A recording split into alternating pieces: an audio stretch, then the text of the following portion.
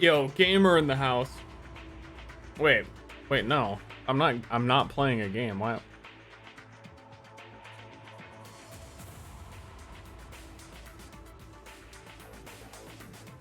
I'm not a gamer.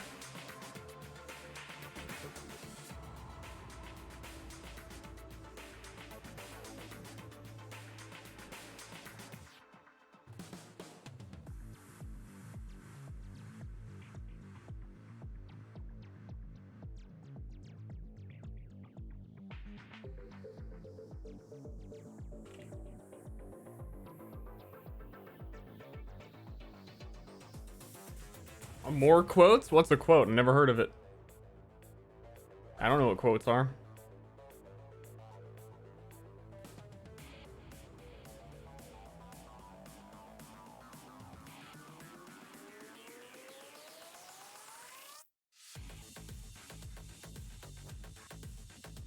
A what? A what?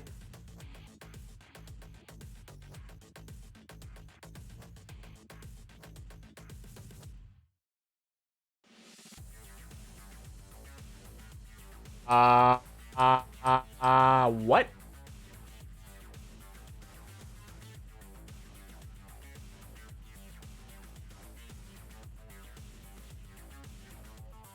Hey everyone, what's going on? It's your boy, the Froggy Frog, hanging out, you know, chubbing up and chubbing out, really just juicing one for the big boys back home, you know what I'm saying?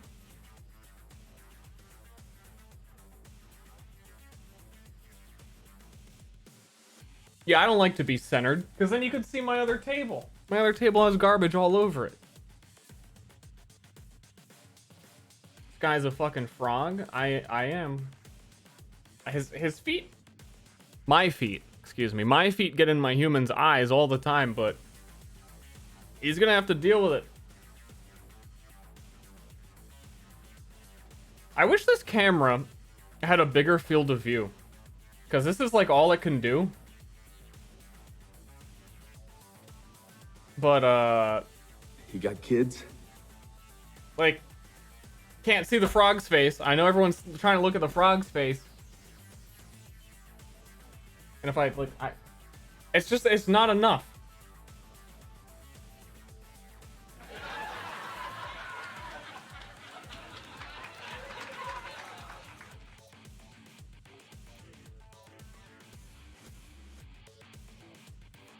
Oh my god, Ster, are you the one who used to play TF2? I never knew you was on Twitch. Are you the one who used to play TF2 on YouTube?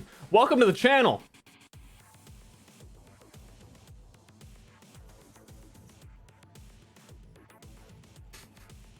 No, it wasn't me. That's some other guy. Never played that game. That guy was Star underscore. I'm Ster. Big difference. Hear me out. 2 frogs on the head. I can't just clone myself.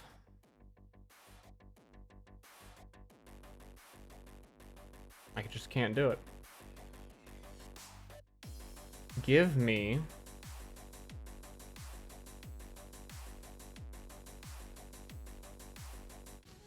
Give me the transpops. You should, different dude. I know it's you, dude, you got me. Wow. Stream's off to a good start. We've already wondered if TF2. It's kind of late. It's almost 6. I was debating not, well, I mean, I wanted to stream all day, but I don't know, I've been feeling weird lately. But then I started working on the stuff, and I think the caffeine I took finally took effect. I have energy. Hopefully there will be no quotes. I think I can just like quickly run through a couple skills. I'm not even gonna like think about new ones. I'm gonna find the ones from previous game that were like the best ones. Just do like really simple stuff, you know, ease into it, not try and do anything too weird. You got kids? Jeremy talking about the pants shitting incident. I heard someone mention that he did, but I'm not about to watch a Germa stream to figure out where he talked about me, you know? Not that big of an ego to, you know, just I believe you. You should play TF2. It's garbage now. You should go you should go. You should just go. You should just go.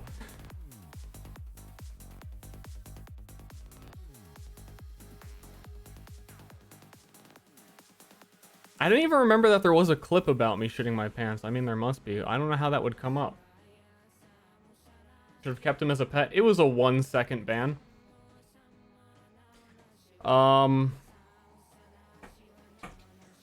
Yeah.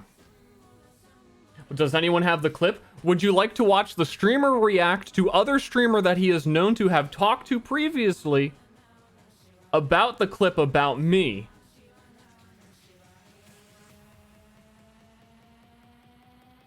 Is that like high level content that I'm missing out on right now?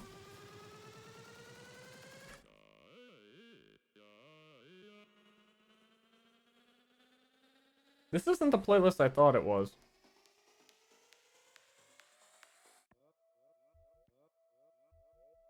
This is it. What the people want? Apparently it's not, because no one has done it.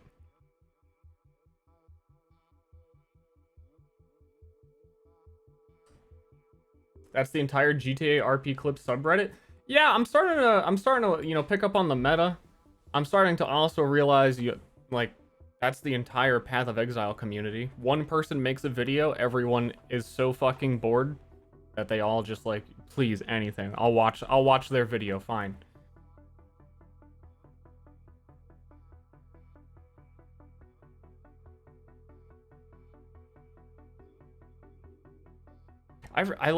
I'm not a React streamer though, so it's always annoying because I never have a scene set up where I can just be like, oh, this is it, where it's cropped correctly and I can just watch it.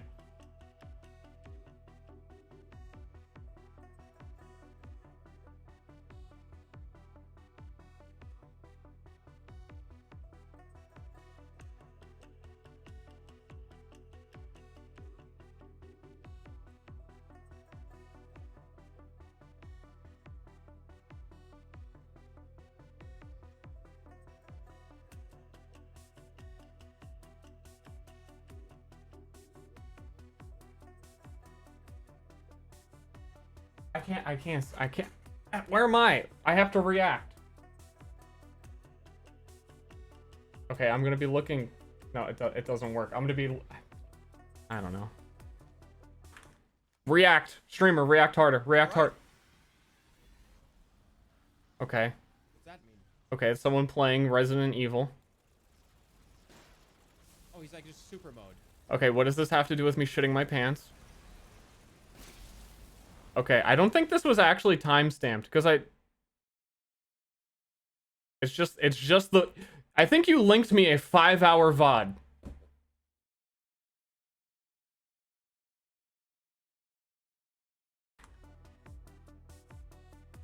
It's not a clip. This is just the 5-hour whole VOD. So we watch the whole thing, we react to the whole VOD, and like it'll come up eventually.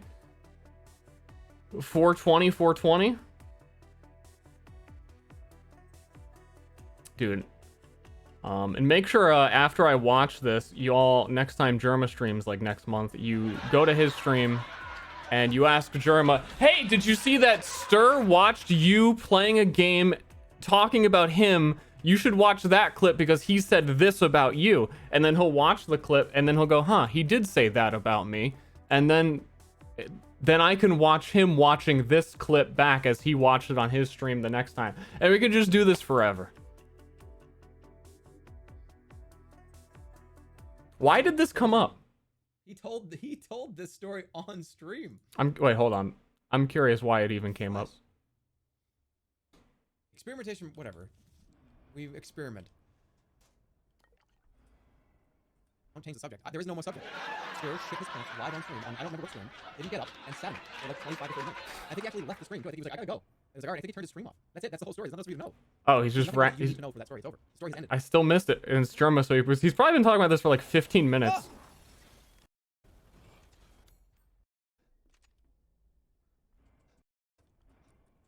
See, he shit his pants in a diaper on stream and didn't get up to clean it. He was subsequently banned from the platform. Quiet. Sorry, the teleprompter was a little slow. Sorry. Okay, we'll never find the beginning of it because it's a Germa bit. Didn't that actually happen? Why are you exposing him? He told this story on stream. This is not like I'm like exposing Ster. He like shit his pants. You really stepped on me. That was a distraction. Ster exposed. This video has 20,000 views. This is not like, oh wow, I'm exposing him. Oh, dude, 20,000 views. Dude, pretty good. You're pretty good. Pretty good. Wow. Thanks, Claire and Manwa. Manma. That was a distraction. This video really have 20,000 views? That's like, what? You really stepped in it, mate. Is he gonna watch this whole video? Dog poop on the ground over there. This is my stream. No, this is his stream. Oh my god, I have to do a big poop. Only characters classes. It's just easier. I don't know. The whole Classes in session. This is how calm I sound. I'm so calm. What happened to me? This is a 26-minute long video. What, 8:07? Yeah, like, this is the same shit I had to deal with. Remember that time you were like in my chat and you like banned everyone as a joke and blamed it all on you? I didn't do that. That's a lie. I didn't. That's a lie. Dude, look at... Oh, you can't see, I'm so tiny. Little Ster at the top left, do that. That's not a story. That's a You're gonna come in here and tell me posture, and I'll you're tell gonna you see a story. old Okay, I'm gonna Ster. say one statement. Old Hey, Ster no, it could be told posture. in 3 words. You're gonna ask questions if I said 3 words. Jeez. But yeah, just don't fucking worry about it. 8:07. We're getting there. Good riddance. Wow. How interested in the story am I gonna be? I was grunching. I'm like, edge of my seat. I'm really down. Alright. You remember last night when we were playing Overwatch? And I like really had to go to bed. Right? I shit my pants. That's the story. That's the 3 words. I shit my pants. Wait, it does happen on this stream? Yeah. Just a little bit. Just a little. I'm bored of this. You know what? I should have... Whoops.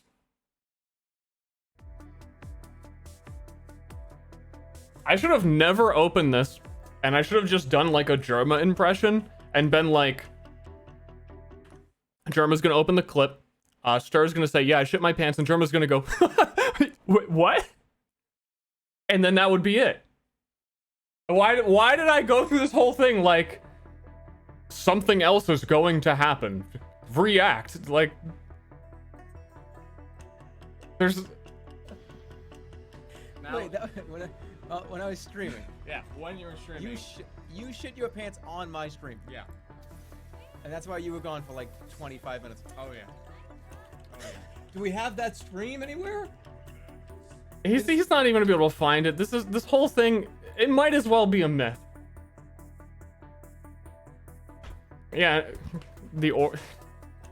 anyone want to hear? Oh, can you tell us the Bone Zone story, Ster? I'm over here watching your gameplay with IR Sniper, and I was wondering if you know the Bone Zone story. Yeah, fuck you.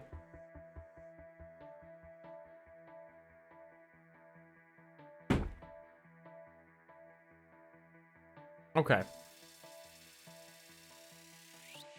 And water looks good. It is water out of a sink.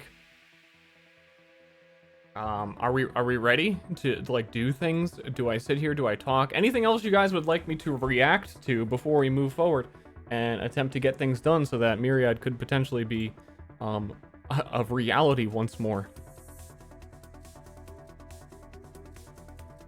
Legend tells, once upon a time. Myriad used to exist. Not so sure about that anymore.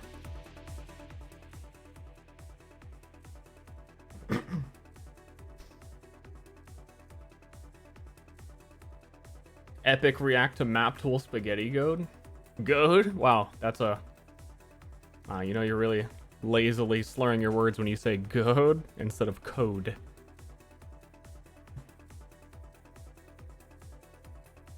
Okay. Yeah, you're all over it.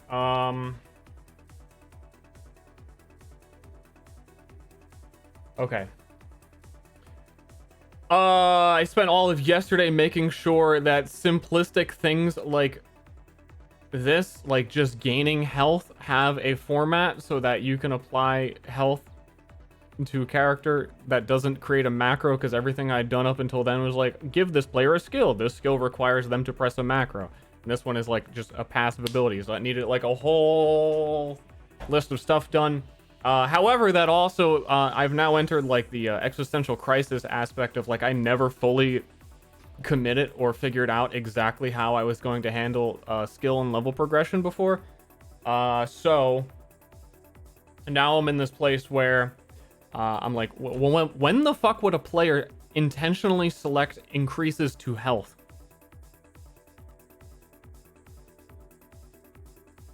And yeah, I don't know. Is he creating a game? Pog. Yeah, welcome to the stream. The thing that I've been doing for the last year. I know you're the last to hear, but it's been going on a while. This is what I look like. I know this is the first time. Oh, I'm a huge fan. I don't know what you look like, Ster. This is what I look like. Oh, wow. I remembered you used to be ugly. I know. I've been told. So yeah, I'm not sure exactly when this comes into play. Because we're going, I was in Ashley's room earlier giving a whole explanation, and I don't even know if I fully understand my explanation. I feel like they need to exist, but I also don't know why. Because, let's say you level up, you have many options of many things.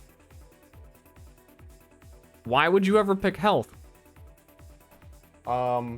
Unless health upgrades cost less than other upgrades. Because if they don't exist, someone will wish they did. Yeah, I was even thinking it would be possible to have a requirement that a person has a certain level of max health before they can take some skills, so you could use it as a requirement. That's kind of just like, why? Why bother? When you keep dying, well, if you keep dying, your character's dead and you don't get to play it anymore.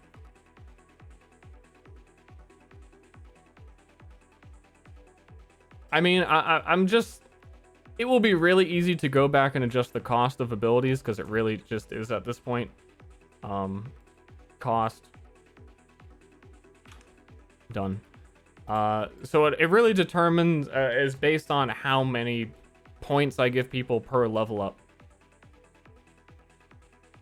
If I'm giving people like 5 points per level up, then some skills would have to cost like 3. I don't know. I'm going to worry about it later because it is really easy to change. I just want to have like the base of these done. Because even for something like this where you can sort it, see at the top that it has, 6 levels to it. The cost is, I just changed this. All 6 of them are like, okay, Roger, got that. I don't need to like go in and do a million different things.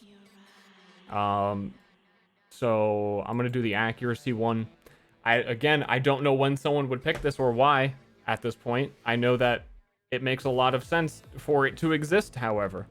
So I'm going to go ahead and make it and just power through some things that make sense to me. Because I don't think they'll take very long if I just do that.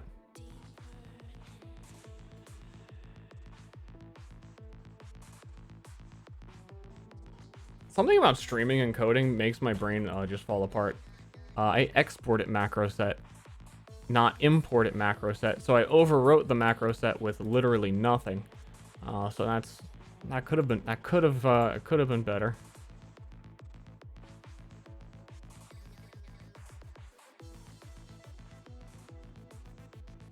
In fact, I'm gonna make a better template than before, because it wasn't actually super good, because every level of it didn't I don't even want to explain. We're gonna go and make sure that the requirements are 0 on everything and export this. Wow, so exciting, so poggers. Sorry if you subbed. I turned the sub sounds off for a second because we were reacting. Sherry, I have no idea what's going on. Don't worry. Nobody, no one who watches my streams knows what's going on. Ever. I think it's been several years. Probably since I last streamed Overwatch was the last time anyone knew what I was actually doing on a stream. Because even if I'm playing a game, my chat's like, I don't know what this game is. I'm just here.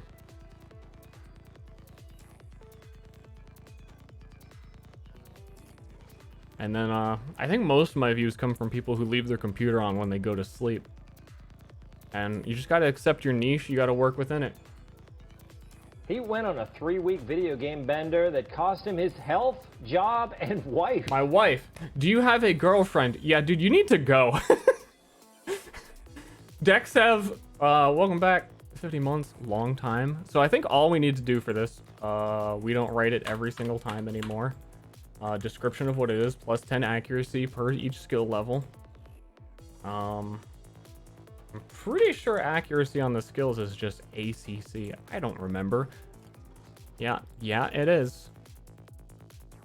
So that's the stat we're modifying. We're modifying it by 10. I think I'm done. I think that's like all the time it took to set this. Wait, I did this correctly.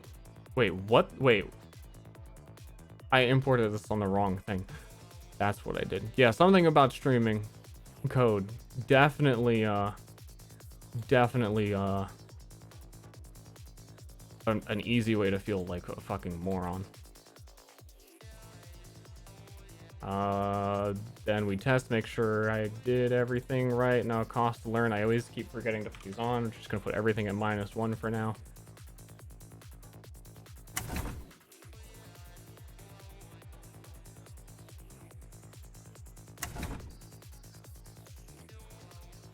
Do 3. He's got 30. Where's accuracy? I'm blind. Accuracy 30. It's working. Double check. It's still kind of loud. Accuracy 0. It's working. Pog. Done. No chatters are left behind, or all chatters are left behind. I think you gotta leave them all behind. I think I've just got to leave them all behind. I think you got to repeat yourself a couple of times so that 1 or 2 people in chat, like active chatters, will be able to answer the chatters that are left behind. Because again, I think all of my horror stories of Twitch chat, and like every time I think less and less of them, is when I watch speedruns. Particularly on new games where new strats are being found, and like a lot of people that don't even know what speedruns are start watching a speedrunner because it's like, oh, this is a cool hype thing. So like Resident Evil speedruns, because that game just came out. I swear, like, I'm gonna go back to the old example. Was that I've referenced in my brain for years, is in Dark Souls 2, there is a glitch called Bino Boost, where you look through the binoculars, and then for like a second, you could sprint really fucking fast. And the chat would be like, how is he going so fast? And then someone would do exclamation point Bino Boost, and it would give a full explanation. And that command was on screen 3 times already. And then chat would move down a little, and then someone would say like, wait a second, how is he going so fast? And then infinitely for hours, for days at a time. So when someone comes in and is like, what programming language is this? I think I've educated enough people that I need to just like let it go and not care and pretend you guys are all doing Borpa spins in chat. You know what I'm saying?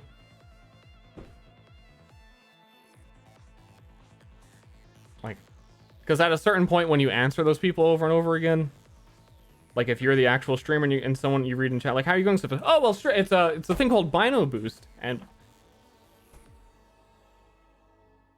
it was like, I had the Resident Evil streams on my other monitor the other day while I was like working on stuff,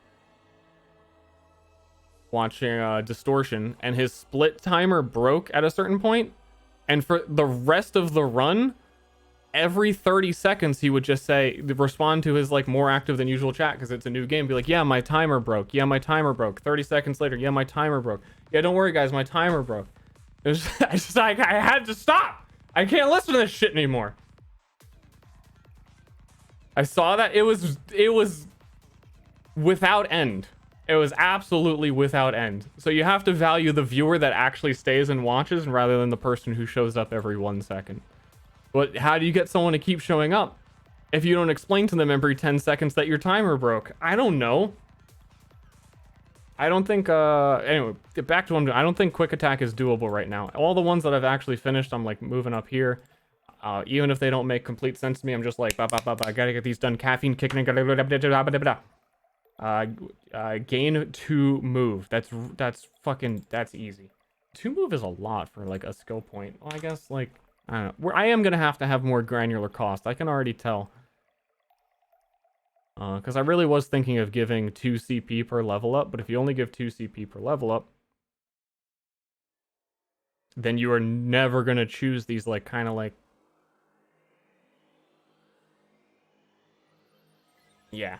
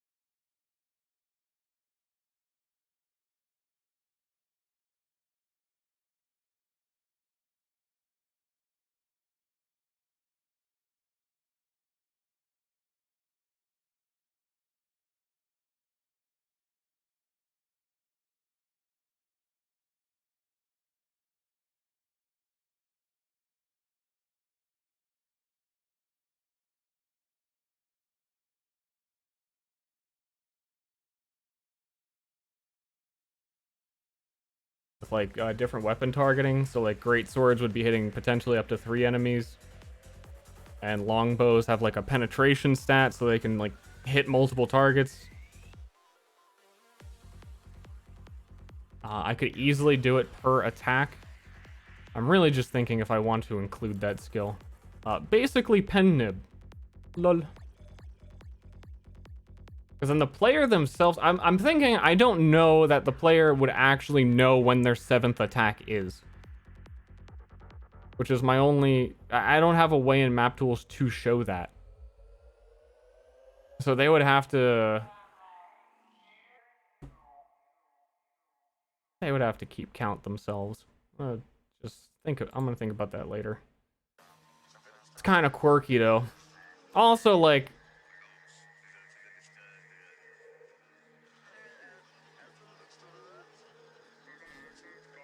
I have to really think about it, because the way daggers are set up is that daggers attack twice per 1 attack, so you would actually, in a single turn, if you were dual wielding daggers, attack 4 times. So getting to 7 wouldn't actually be that hard, and the plus 10 damage bonus plus crit multiplier would make this skill kind of insane for any dual dagger build. But like, I just have to like, there's some overarching questions that I would want to answer before I commit to actually coding it and making sure it works. Same thing with quick attack. Well, not same thing, but I'm not sure how I would do that now within the make skill framework. Because a weapon attack is again very different. Hold on, let's think this through.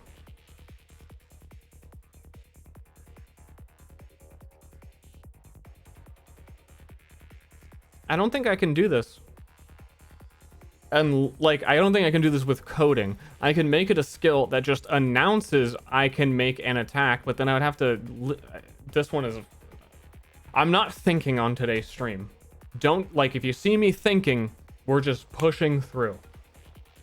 In art stream, you don't, you have the sketch done before the stream. No one, like... People want to see the sketch, but it's too much thinking.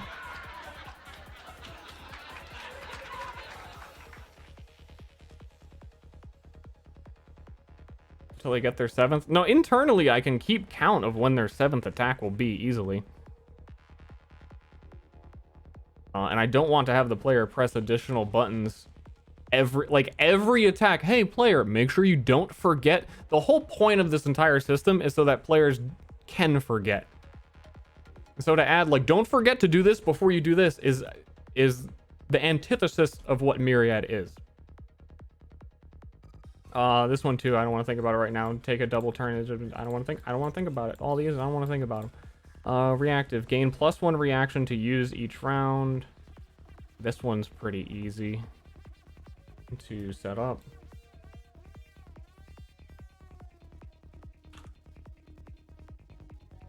We're gonna make this one high dex requirement, I think. I might have to come back to this one later because there was also a whole class based around having a whole bunch of reactions, which shouldn't necessarily have to be a dex class, but like gaining reactions is a big deal, so...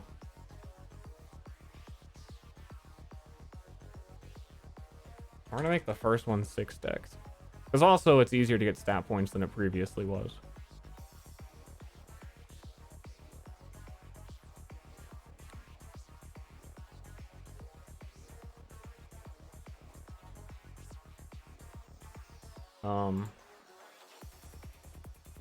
And I'm gonna break it up a little bit.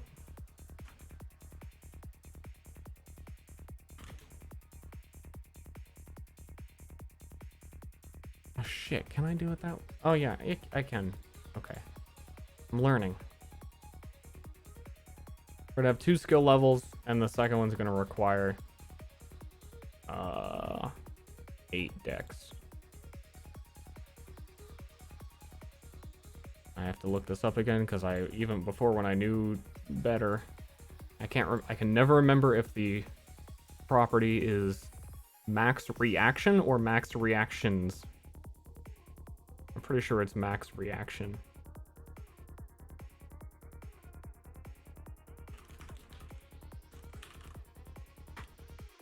is max reaction. Cool.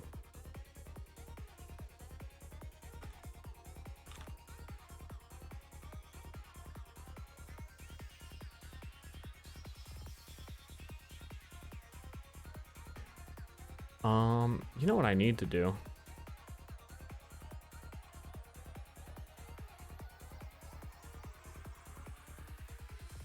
Export this without 6 frickin' skills on it.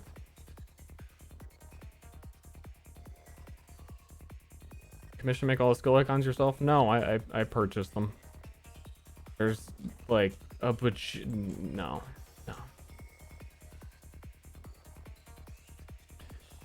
No!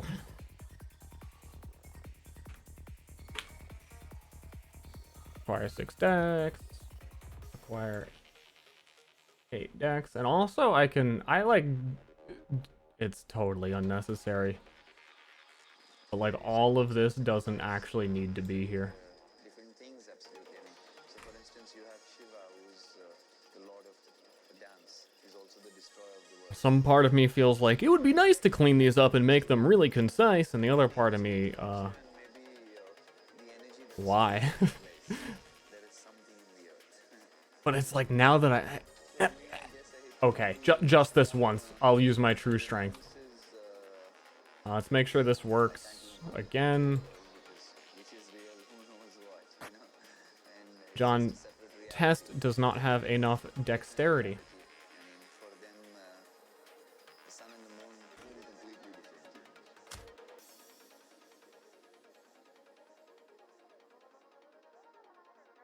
different. Good.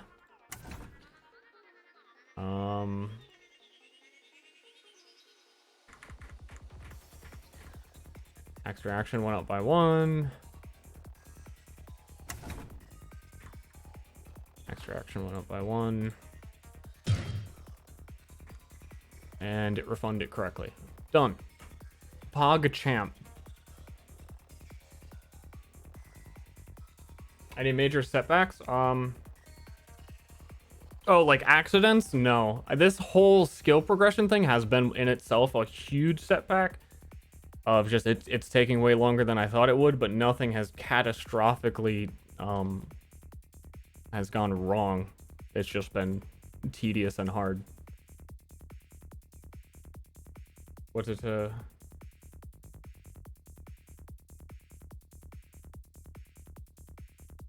just shows the code on the stat sheet? I don't think there's any limit.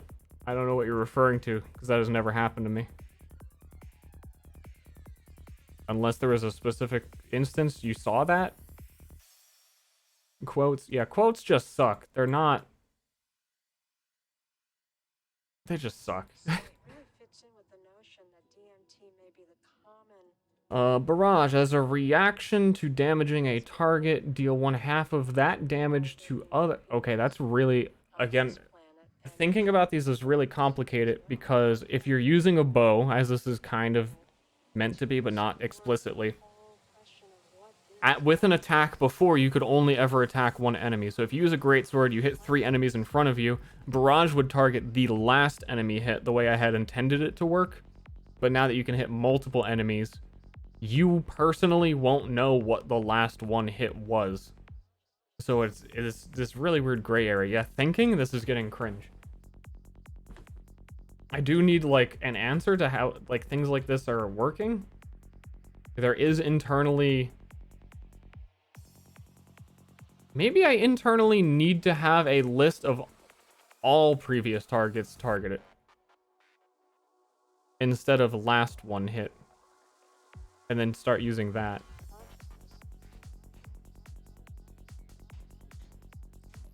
Which I'm pretty sure I could, let me think this through for like a second. I know thinking cringe. Thinking's fun sometimes. Play the video games than be with me sexually. Oh! True. Thank you for the gifted subs. It's very pog.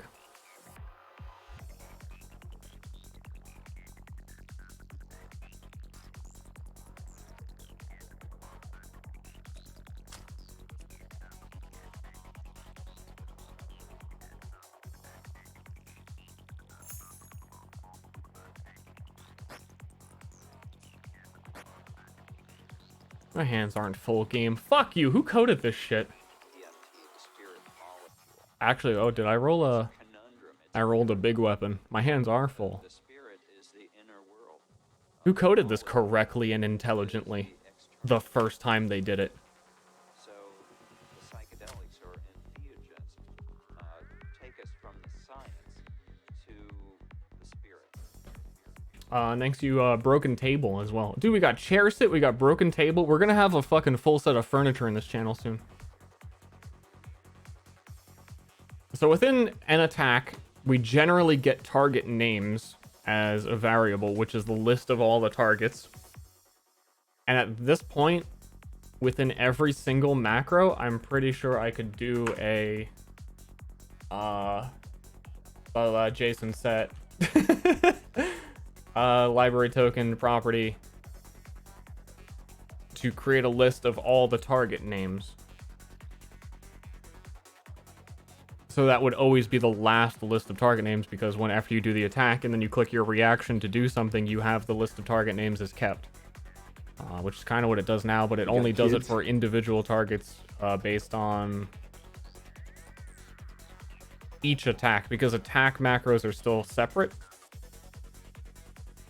So I think we can actually do this really quick and then go back to Barrage and see how Barrage makes sense within what I've done.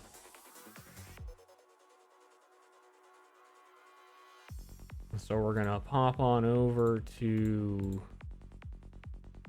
library token. We're gonna do last target names. So that's a property. I need the weapon making code.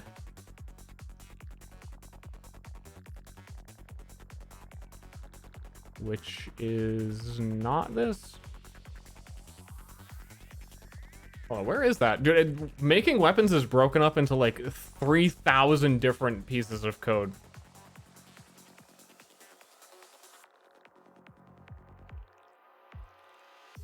This is it. It's a conundrum. It's a paradox. Oh yeah, all the songs on this playlist end up talking about doing LSD, and I kind of hate it. So we would need a even when I think I know what I'm doing here, I like to double check places I've already done it, so I make sure I'm not being a silly butthead.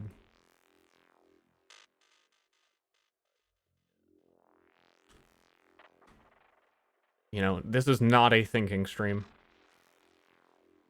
I just want to be clear on that. This is really simple. Set lib property.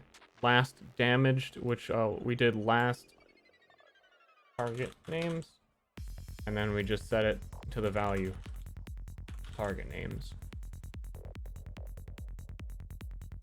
Ta-da.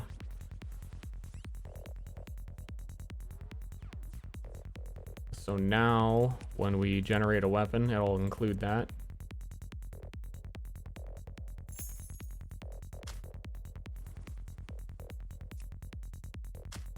Never mind, I broke something. I probably used quotes. I used quotes. It's always the quotes. You've seen like one stream. It's always quotes. Let's try that again. The bastard sold. At the very bottom, we get set lib property, last target names. Let me come up here to the target fuckhole and use my bastard sword to attack up. Hit all three of those. Big rat 59, 28, 29. Macros from other tokens are only available if the token name starts with lib. I've run into this problem a couple of times, and it's really strange to me. It's like an easy fix. That sometimes when I use set lib property, it will not work unless I specify which lib token. But other times, and I have it in the code right now working all over the place. Other times it's like, nah, you do whatever. Doesn't matter to me. So one more time.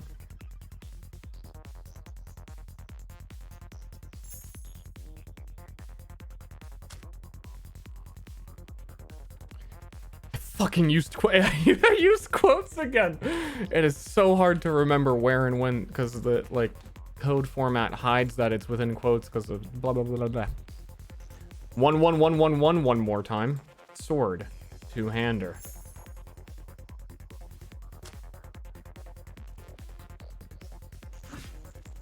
$59, $72, $70. Hit him. Everything worked.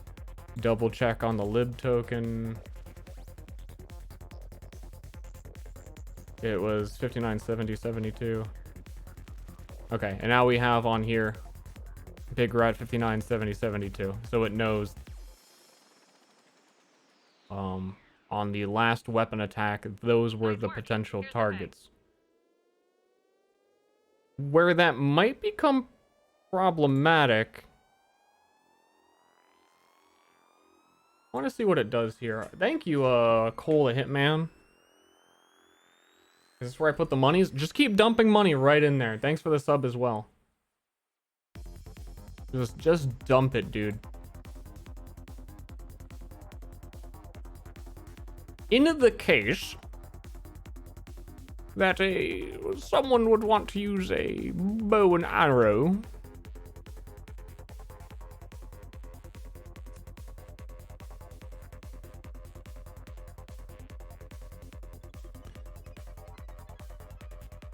oh wait, no, yeah, no, this should work. Okay, I had a concern that a longbow can target everything, but won't because it won't penetrate everything. So if we shoot up, I'm talking about penetration right now. Value for target name, where the fuck?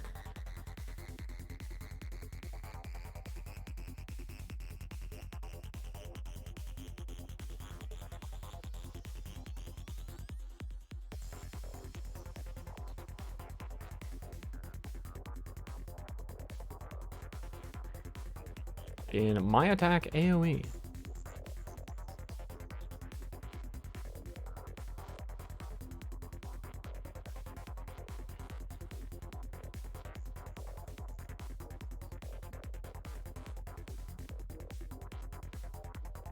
What?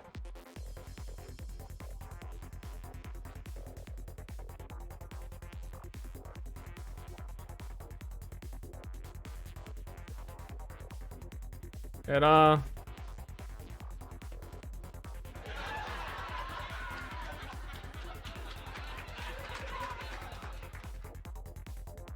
doesn't look like it wants a target name anywhere in here.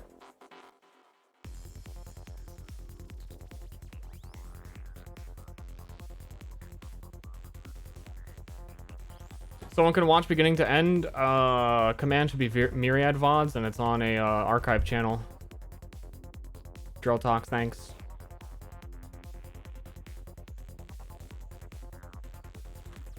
Command is either Myriad VOD or Myriad. Yeah, there it is.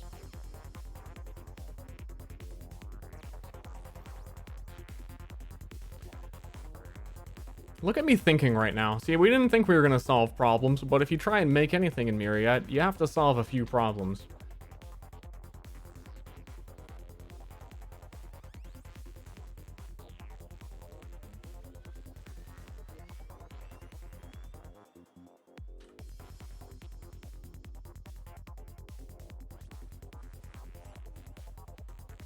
I am confounded. I try and shoot longbow. Longbow asks for target name inside this macro, which is this macro, which at no point requests the value target name.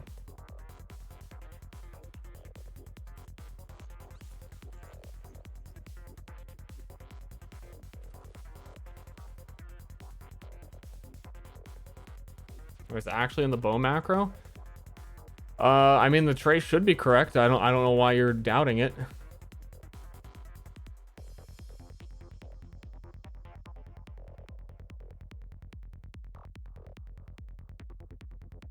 Ah, you're right. I see what's happening. I've had a couple problems with this. The way that I introduce like code, special code. So yeah, you're right. Is the poison. It's trying to apply the poison to target name, but it doesn't know what target name is.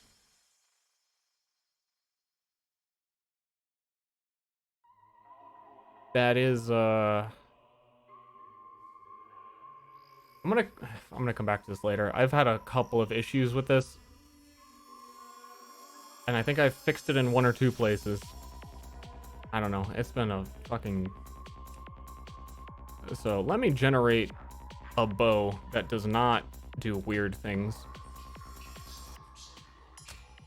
And then we attack up so we can just focus on what I was trying to do. It hit 2 targets. It hit 72 and 54. We're just double checking to make sure the last targets were 72 and 54. Okay, I had a concern, but I realized even halfway through, before even actually seeing it, that it wouldn't be the issue. So let's come all the way back, full circle, all the way, come back. Barrage. As a reaction to damaging a target, deal half of that damage to other different creatures within 2 tiles.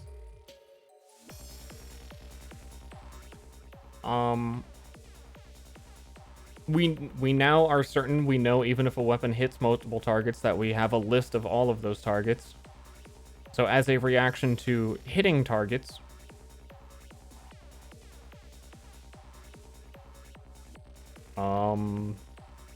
we could do something else.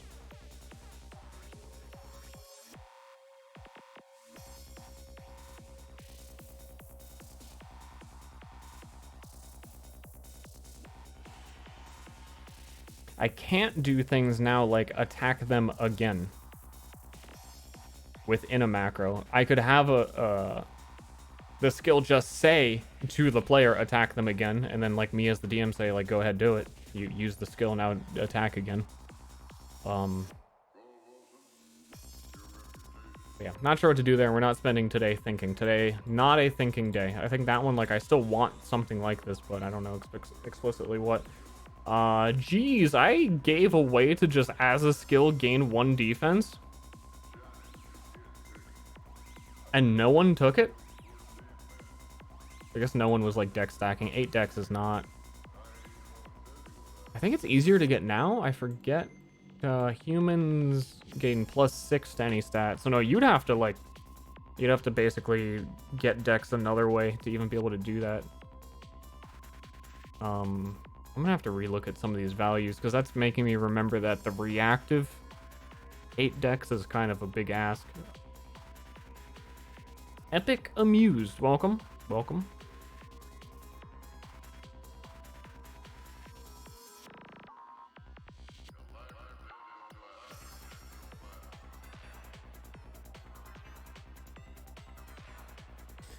I gotta pee.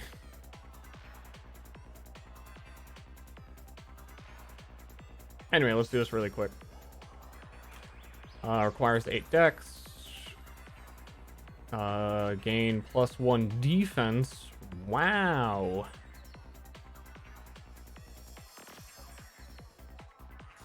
I was thinking if the name Untouchable still sounds good, or I should just make it something generic like a Dodge. But I think I had Dodge as something else. I'm gonna need to make, like, if a skill is named the same thing as another skill, it will actually break stuff now.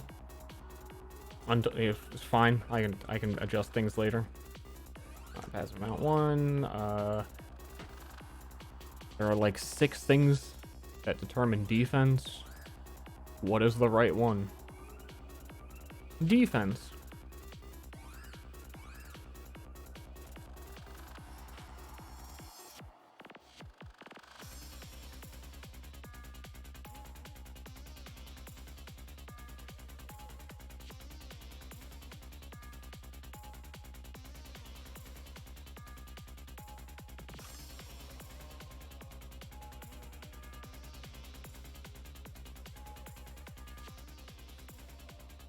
About evasive. There's a whole, like, I'm just gonna have to go through at the end and do like a quality assurance balance pass.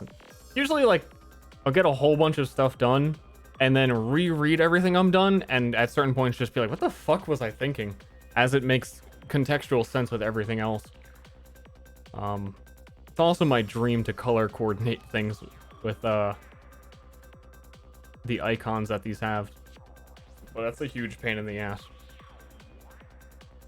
My dream. Okay, apply untouchable to how much defense do you have? He has no defense. We apply to John Test.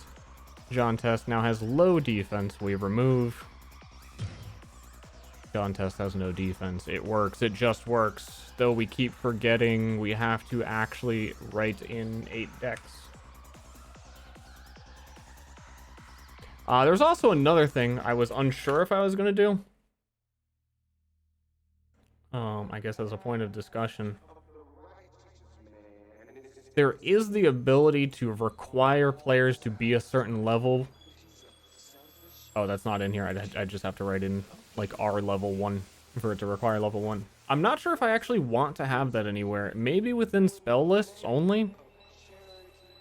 But I'm kind of on the fence of... Myriad before was intended to be horizontal character progression, where you get stronger just by having more options. But I'm also now trying to throw a shit ton of options at you in the realization that, duh, you can't use all those options on the same turn anyway. And you want players to pick things that are niche and that they don't always use, so a wizard can have 16 spells. Yeah, he's going to use some of them more frequently, but it's really nice when the situation comes up that you actually have Speak with Plants because you want it to have it. But no one will pick it unless they have enough options to have it. You know what I mean? If you start locking stuff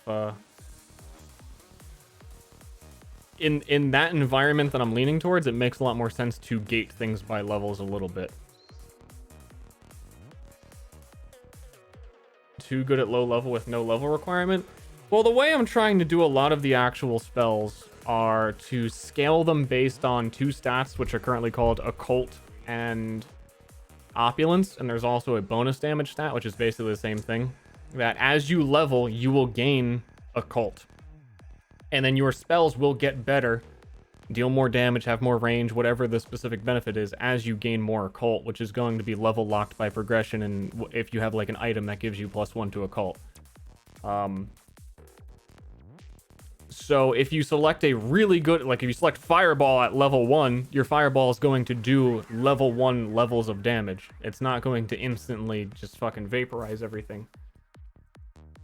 Yeah, but you need to level up to scale things is kind of the direction I've been going. I haven't currently, like, the old system that I'm basing, like, isn't too different from what this is, but the old system did not have, it was very much horizontal progression, so nothing exists that is too powerful to not select at level 1. Like, if I start making some stuff, I'm like, you know what, this would be really cool, but there's no way anyone should be allowed to have this right away. Then I have 2 options: give it a level requirement, which is easy to do, or make it cost more CP so that you have to give up more to have it, which I think is also the equivalent. It's like, I don't know, when you're building characters a lot of the time, I use 5th edition as an example because it's the more popular one. You're making a wizard. Choosing your wizard type, like illusion or evocation, doesn't actually matter until level 6.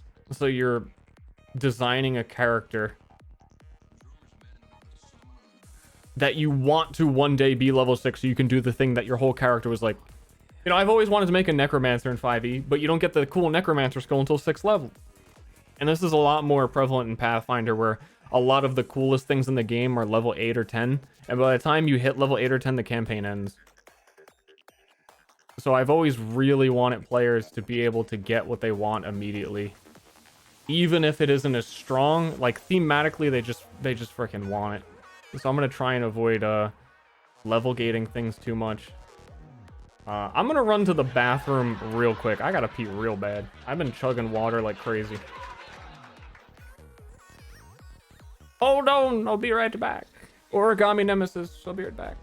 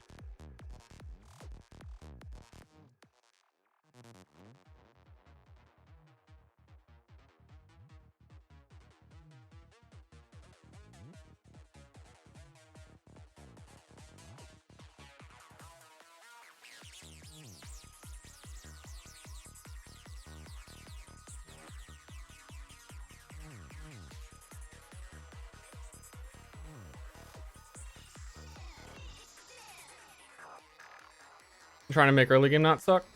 There was a give my frog a little scratch.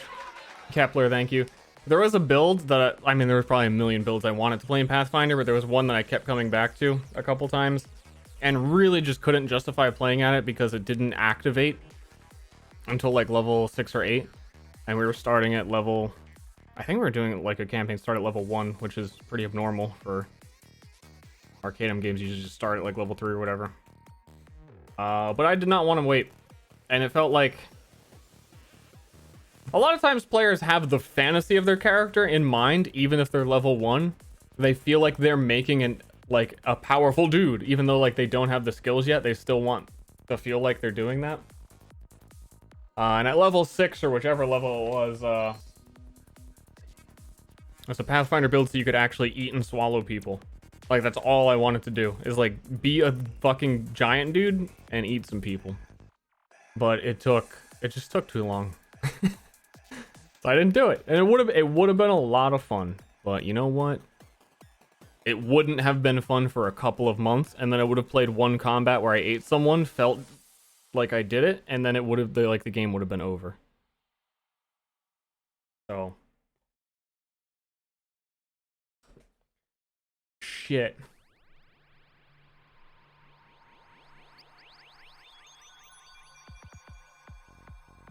I think it was level 6 I would have done it. I think it was level 10 where it became like practical. Where were we? We had just done untouchable. You may continue using your remaining movement after using an attack action with a light weapon. I'm curious if there's anything special I should do for a skill like this.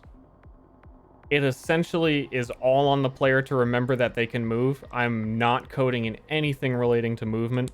I'm not limiting movement in combat or anything like that. It causes way too many problems. So it just feels weird with this ability that you select it, but then it's just like, you know you have it and I don't actually do anything. So after all like the coding I've done, this ability just falls back on the like, no, the player knows they have it. How does disengaging work in your game? It's a good question, man. I don't know. There's been a lot of recent changes, and attacks of opportunity has been a big one that I'm questioning currently.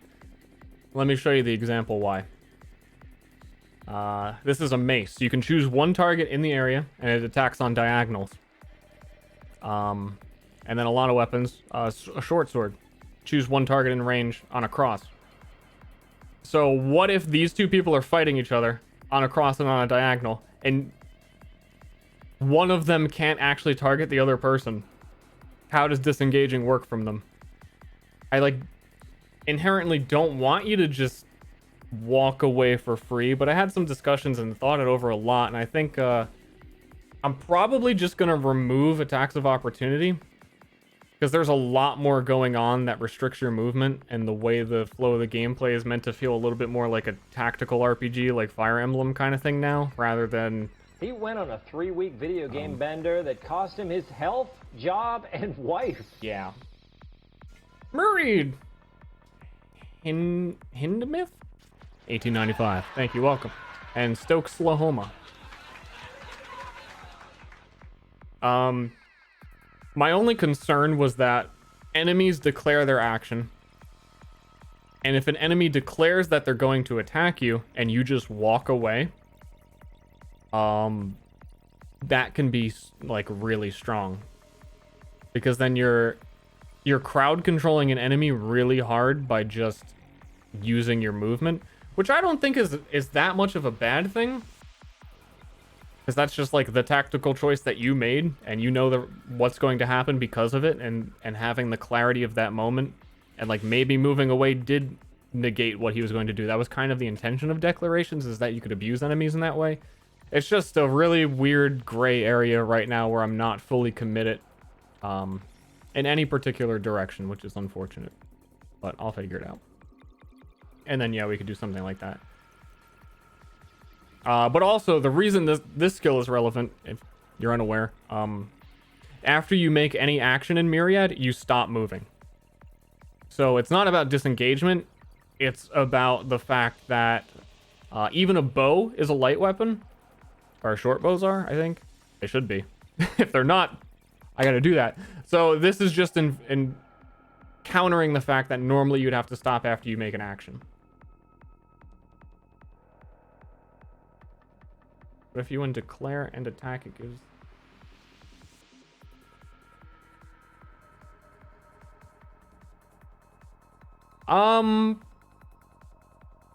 Yeah, that's a weird gray area too. I suppose it depends, because again, if you're outside of a, like if they're using a mace and you're standing to the side of them, then they can't attack you, so you'd get away with it. But I suppose if they have already declared they're going to hit you and they're standing next to you and you just walk away, then yeah, they should be able to reaction hit you. And that's kind of a really clear and easy way to understand it as a player. I was thinking of just making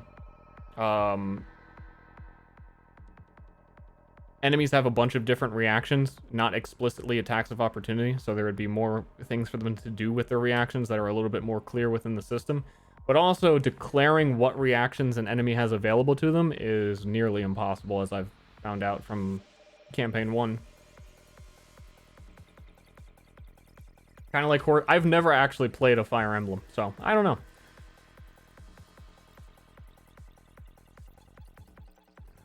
Sounds like a thing.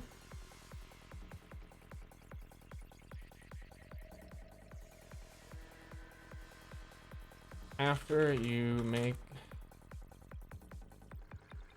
attack with a light weapon.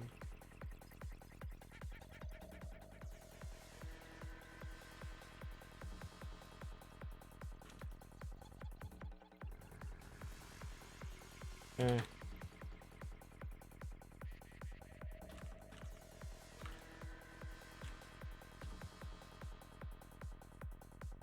I hope there might be a better way to explain that. But yeah, this skill's kind of quirky because I don't actually have to add anything. I suppose that's the way it is. I need to check and make sure you meet the requirements and take the skill points away from you. But then it is entirely on the player to realize when they can do it. And that's fine. One thing that's weird about Myriad is that it resolves shit so fast, there's no time for a player and a DM to actually talk about it. And I've realized that sometimes, like, the player asking questions to a DM, even though it slows shit down, is kind of what makes D&D special. And I've removed it in a lot of places. So every once in a while, I'm like, I really should, like, push back on that and have some moments where you need to, you know, wait for the DM to tell you how a thing works or something like that. It was 5 decks, right? This might not work.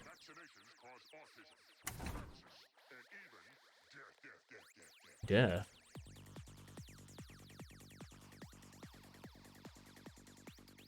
Yeah, I knew something was gonna break here because it doesn't actually add anything.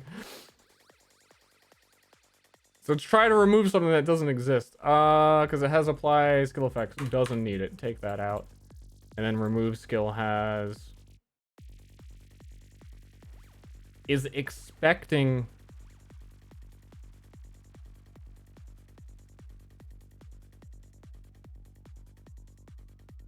some variables that I can't give it.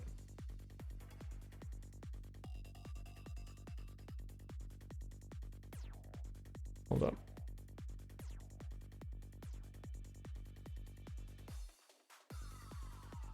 What do I do in this situation? Okay.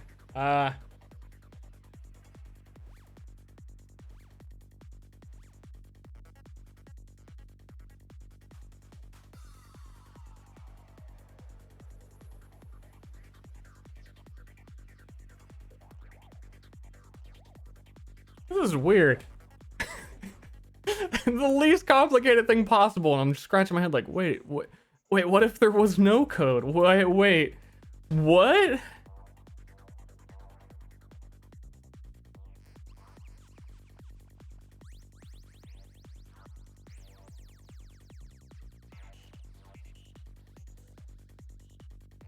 I just need to like copy the relevant code over, but avoid.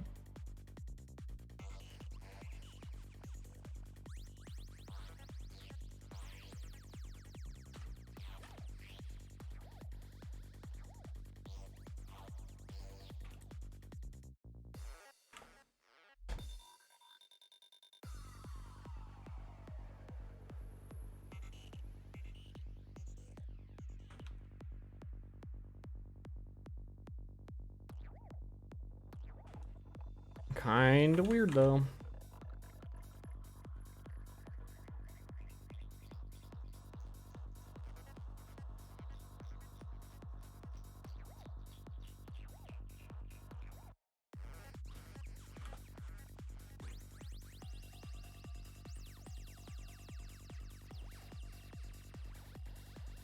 This is gonna mess things up later. I might have to like make a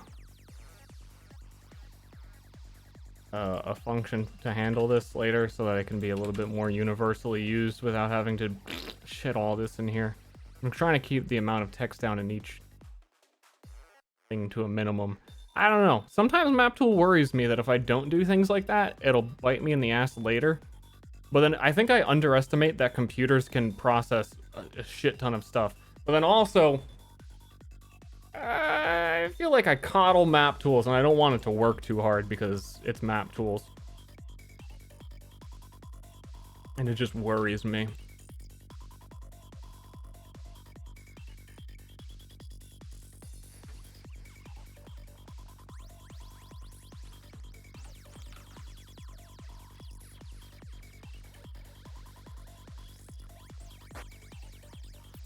John Test does not have skill. John Test. Whoops. Because we already switched target.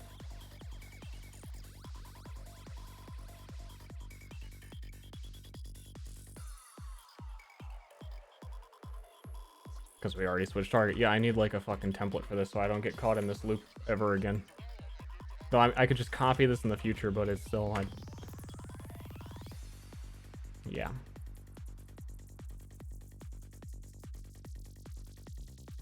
It's just, it's...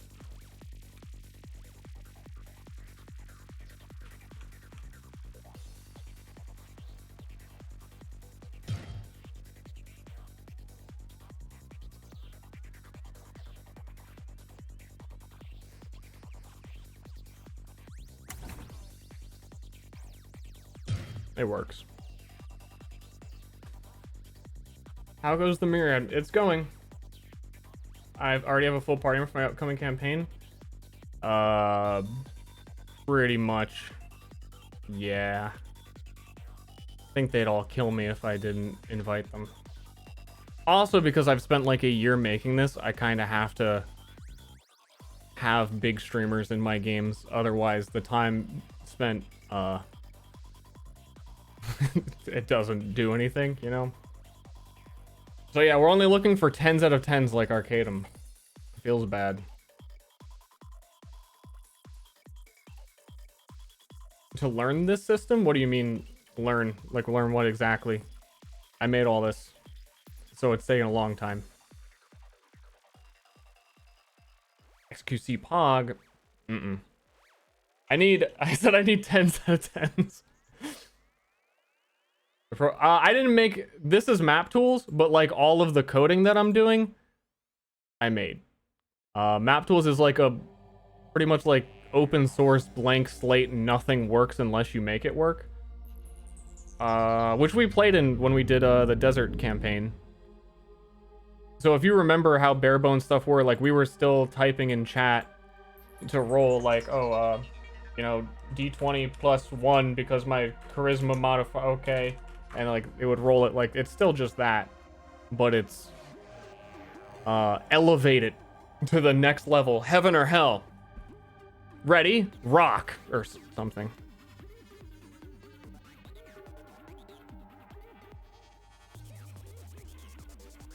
Yeah, no, I've been working on it for like a year now.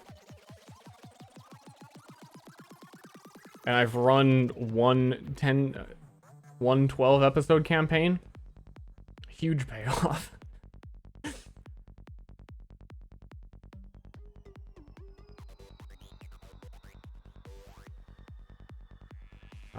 And most of the stuff, none of this existed at episode 1 of that campaign.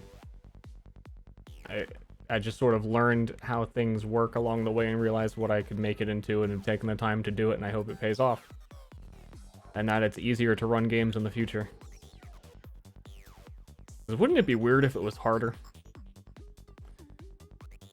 As a reaction to attacking and hitting a target, apply 10 poison to the target of the damage. Again, that's weird because if you attack someone, you can attack multiple targets. So something like that, along with Barrage that we did earlier, is going to have to deeply consider that you can multi-hit targets. So something like this, I would even maybe want to do as a free action. Your next attack hit applies poison.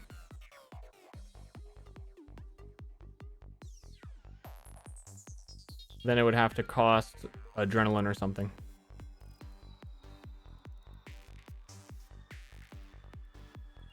Automation is very pog.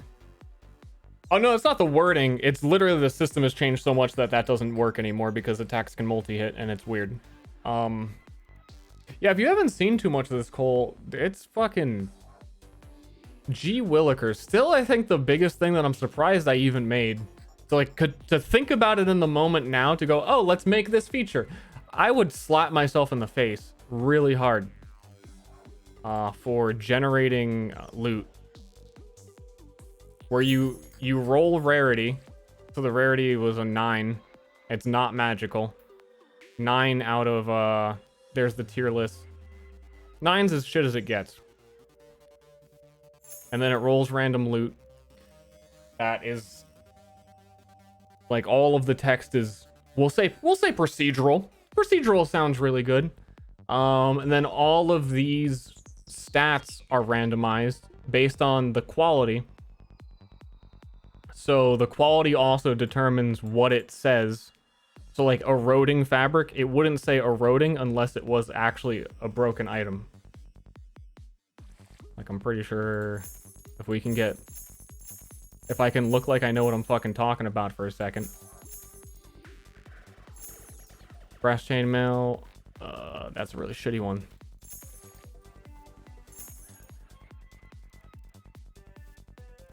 Yeah. It's hard to, like, demonstrate this feature.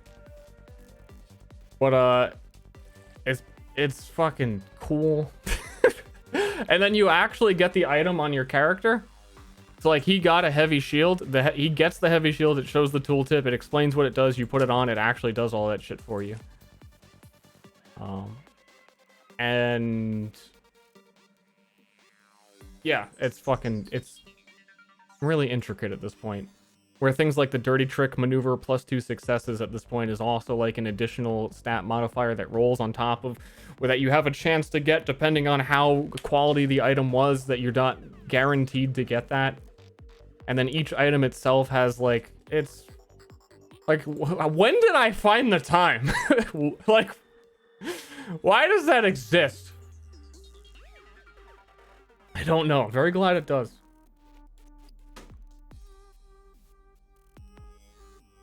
Anywho, back to making things.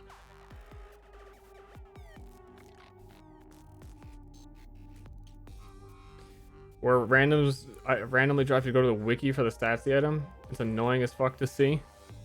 Yeah, I bet. Dude, the fact that you can roll a random item, get a random description of it, like, just getting a random description as a DM sometimes is so, like, you find a gem. You don't say that. You find a tarnished old gem. Like, to be able to add the descriptors to it adds so much. But to be able to like have the balls to just fucking randomly throw it together to the point that like even players can read it along with you and everyone can see it. And some of my favorite ones are when you roll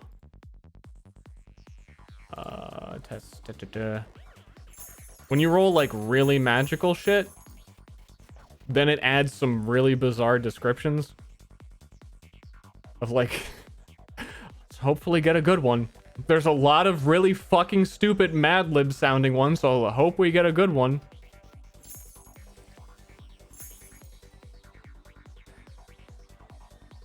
The very bottom one here forbids the holder from feeling abandoned. Oh shit, dude! I wrote stuff like that in a couple of these because it's so hard to find when something is wrong.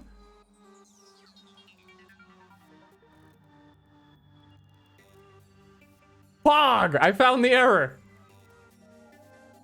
In rare material gem. Nice, dude.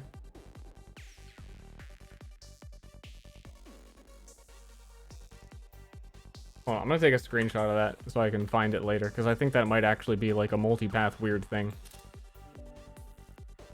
Huge. It shows putrid work of art with unexceptionable colors made from cyan ink. The image is of a flatbread filled with moths that spreads a eclipse. The a and thing is so fucking obnoxious. I actually realize now that I've learned more since I last worked on this that I think I actually know how to detect if it should be an. But dude, fuck that. I'd have to go back and do like so much to add to change that code in every possible spot.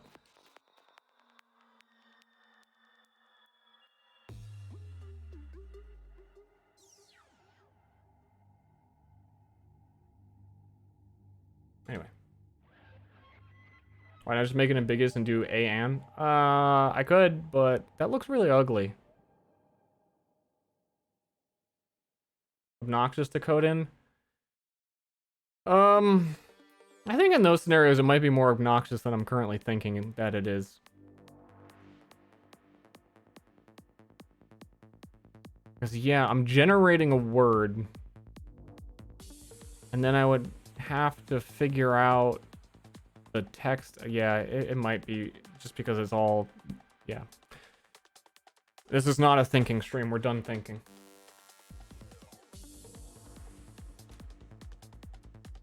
Even if I change them to and now, I'd still have to go back and like do it thousands of times across like multiple tables. I'm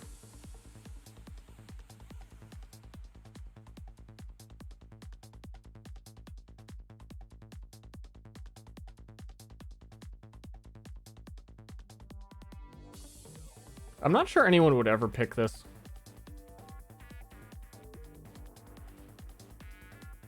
Unless I make it give more health. I don't know, skills like that are weird to me. Like, do you plan on dying? You better not.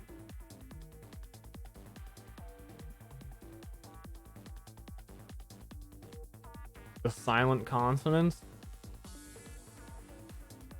Yeah, true. Oh my god, I have grappling skills? What the fuck is this game?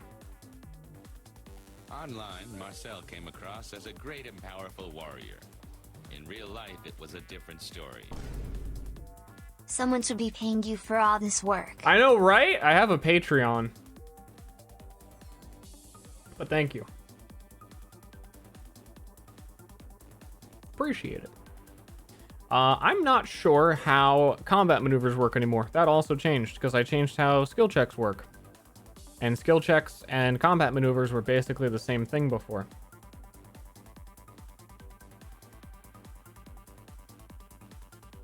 So if I were to make this skill, let me walk through it and like even try and remember where I was at. I think what I did was, let me make sure sound might be loud on this.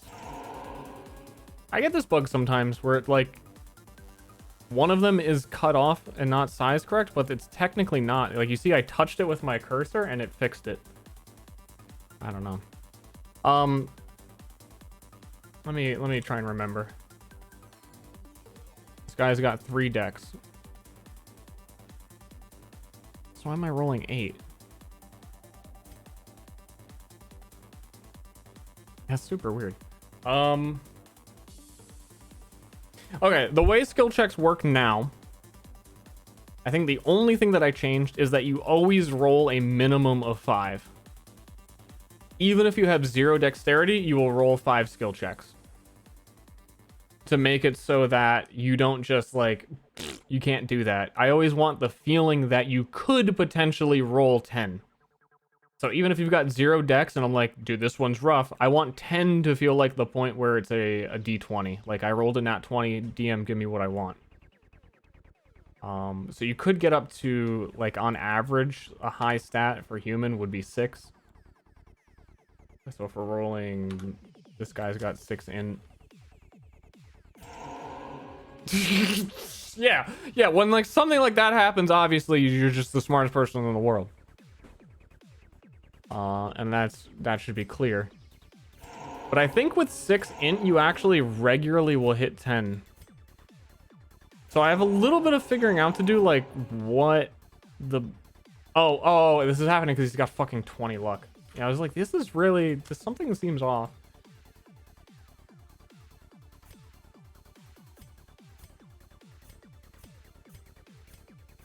Yeah, okay. This is much more appropriate. That actually getting the 10 is a little bit more uncommon.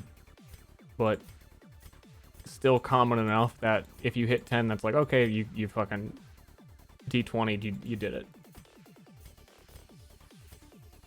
But the base 5... Yeah. And so the way combat maneuvers would work is similar, because it's basically doing that roll. So we're going to cripple Big Rat 28. Not enough adrenaline. Oh my god, what about targeting with the combat maneuvers? I haven't even thought of that.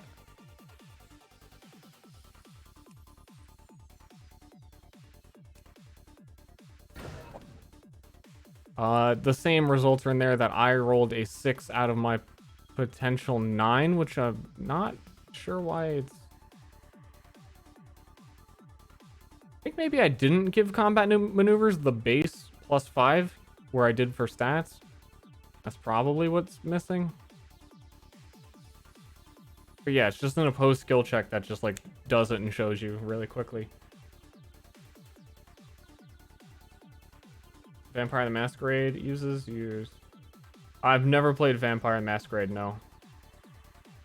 So the way the skill check actually works is that for every one of these bars, you have at base a like 52, we'll just say 50% flip a coin chance that it will be yes or no.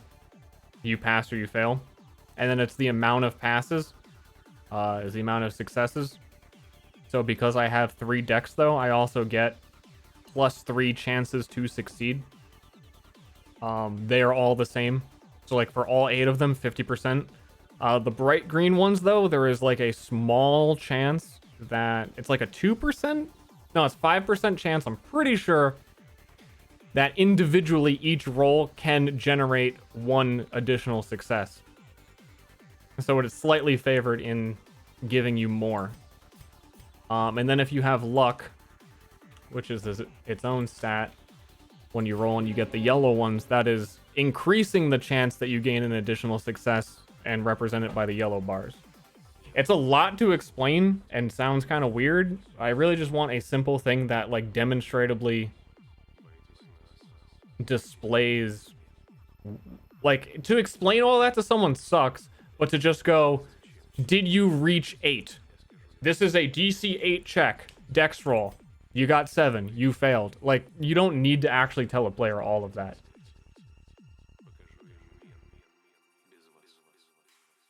Fail forward? I'm not sure what you mean. You can use focus to re-roll a skill check.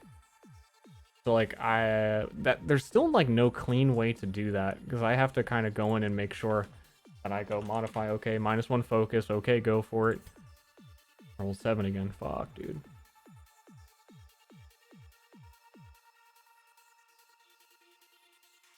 Gonna have 8 dice roll and still only get 2 successes. Yeah, I guess it is kind of similar. I would absolutely love, in my dream scenario where map tools could do it, to have like a fucking slot machine like show you slowly how many successes you get. Can't do it. One day when my project gets picked up by John Amazon. Want to eat pizza? I don't know if I should eat pizza. I mean, I guess why not? You know, fuck everything. I could add tooltips here for if you like hover over the word dexterity, it could explain the whole thing to you if you want it. I think I'm gonna write myself a note to do that.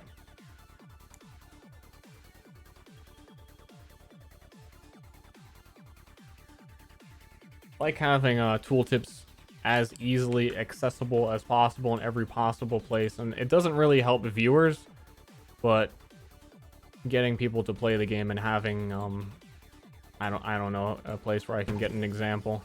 Like, so a longbow attack hit 3 things. The 40 is the attack roll, which shows you where all of your accuracy came from. The weapon damage is 2. I have no like bonuses, so it doesn't say anything else. Hovering over the damage shows if they had any armor preventing it.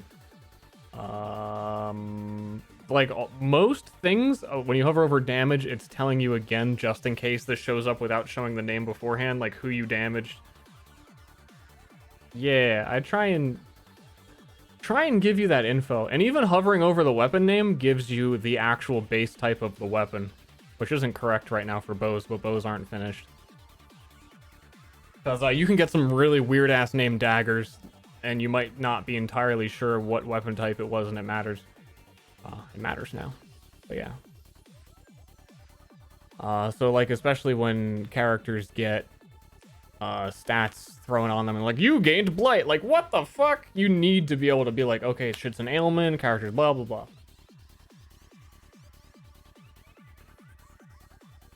Because if you don't have that, you don't got nothing. Okay, I haven't actually done anything in a while. I've been explaining things. That... I mean, honestly, I don't know how many people listening actually know half this stuff. Because I kind of get the vibe sometimes that, like, I ran a whole campaign, or some people should, like, when I was explaining the item rolling, it's like, people know that it's in there, right? Sorry, no. It's good. I should explain myself more. Because when I actually explain it, that's the only time you get the chance to go, wow, that's actually cool. Because in the game, like, the players roll a random item. Like, no one in chat knows what the fuck's happening. That, like, it randomly generated all these verbs and shit. Adjectives.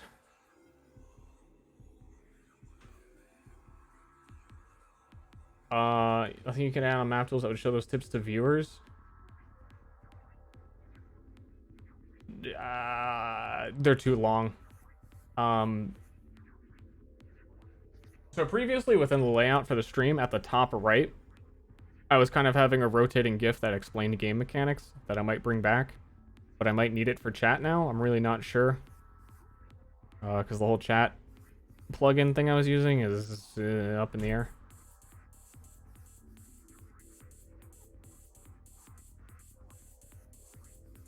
But there's just like a lot of statuses, and even if it was cycling through them, there's just a lot of information that if you print out any of it, to like have... I could go explain way into detail on like everything. It's entirely possible that when you hit Big Rat 72, you apply 15 like different status effects and do like gain armor on hit, and all of that is going to say, it's going to be like armor +2, apply blight, fire, like all that shit. So like this looks really clean, but it gets really messy really fast if you have a whole bunch of additives.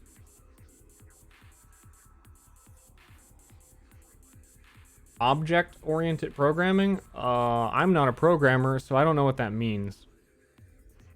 You got kids? I think the answer is sort of yes, but I don't explicitly know how. Yeah. to explain it or exactly what I'm explaining.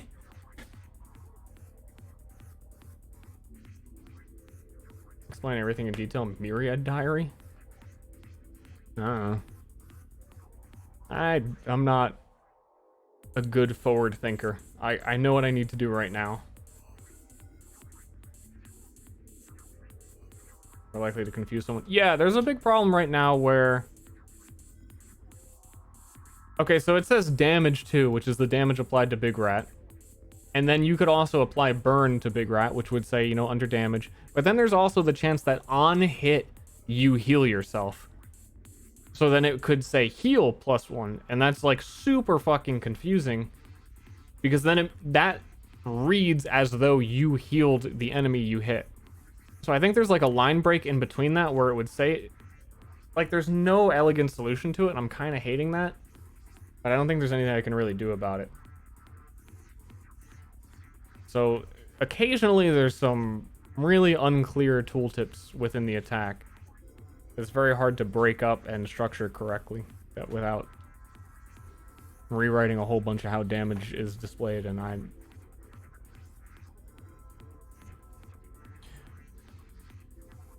yeah, less important feature at the moment. Call it lifesteal, where there's also lifesteal. So when you hit an enemy, yeah. No chatter left behind. Don't worry, I've got you.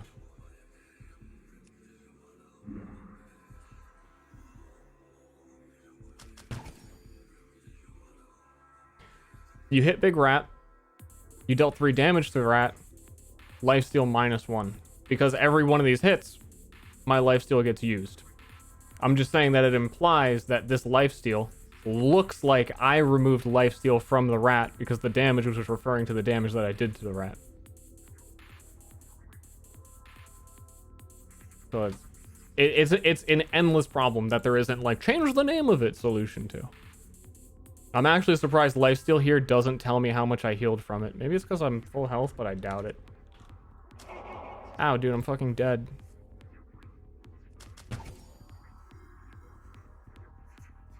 Yeah, I probably removed showing how much I heal because it's confusing. Because then it would show damage 3, lifesteal. It healed? What? I would prefer when there's no clean solution to make the display as clean as possible.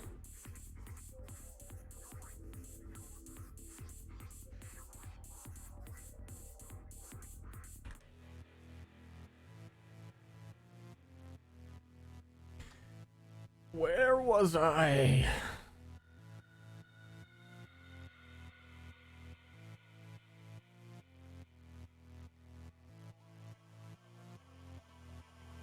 Token heal decks. Thanks for the suggestions, but programming is a lot more complicated than that.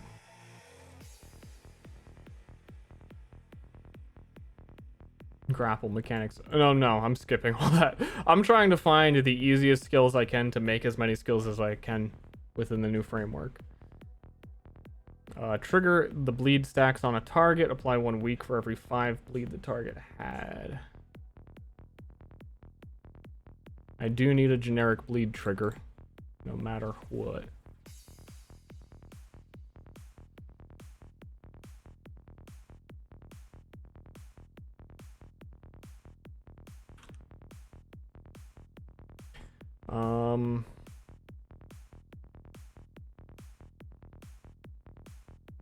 Shit, does Adrenaline need this show as -1 now?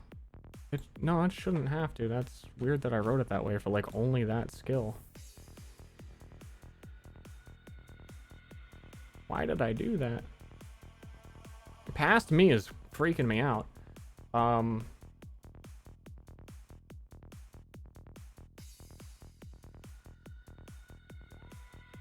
Fancy just come home? Yeah, get the fuck out of here.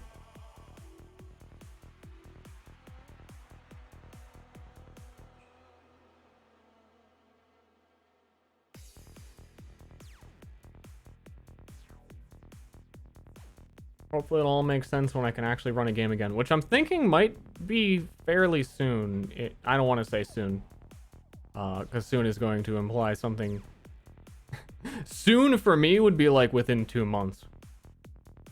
Because even if I get players together, then we need to spend some time drawing their characters, and the campaign's already ready. But it's like once I have this made so that players can make their own characters, and I can make NPCs using the same system, then I can start switching over the campaign that I ran to everything that has changed. Consider the balance of it all, and like have people come in and actually do a session 0. Right now,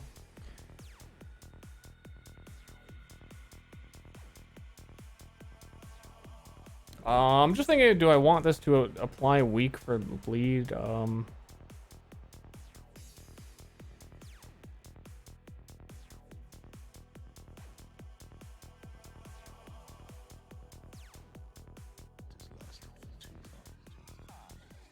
Okay, let's just think broad gameplay, how I would want to use bleed.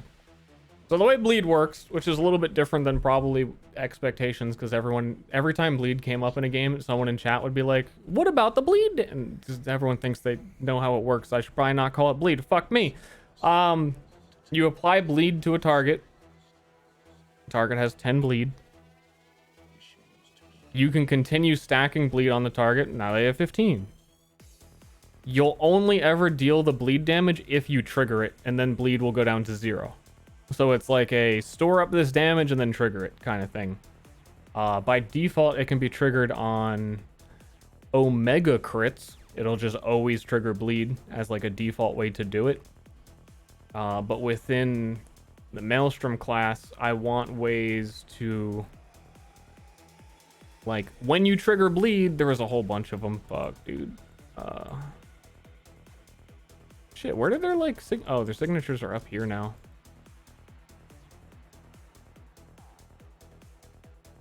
Yeah, this one like gave you adrenaline when you trigger the bleed using this skill for every 5 bleed they had. This ability was actually, I think, really busted.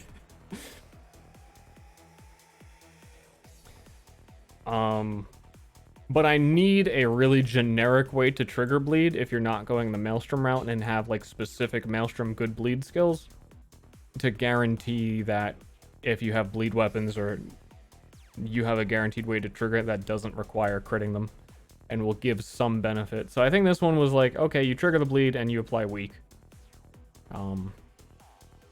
Which weak is reducing the damage they deal.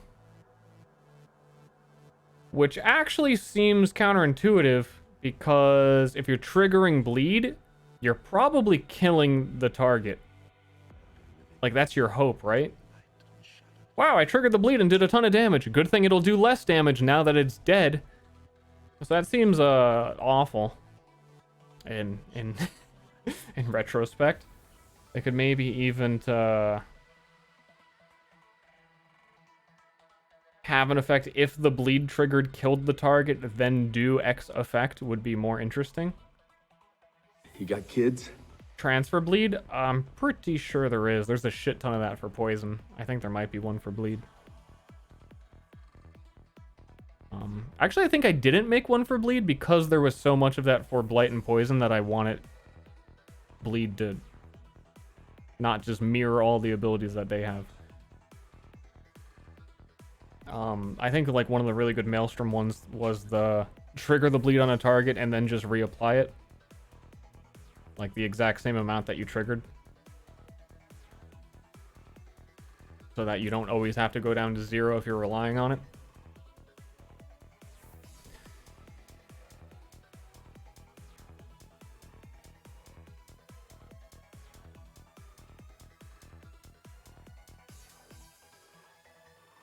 Am I thinking on the no thinking stream right now?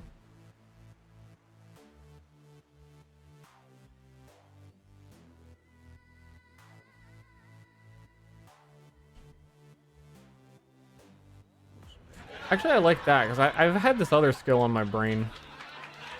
This kind of goes hand in hand. I could maybe just combine them. Brutal finish. The intention being that like you kill something so like horribly that you freak everyone else around you. Use your reaction when slaying an enemy to demoralize a target within 3 tiles. So I could have bleed trigger and also use, like, just demoralize all targets within an AoE when you trigger X amount of bleed. Something like that. And demoralize is complicated. Everything's so fucking overcomplicated because you don't need to do it on pen and paper.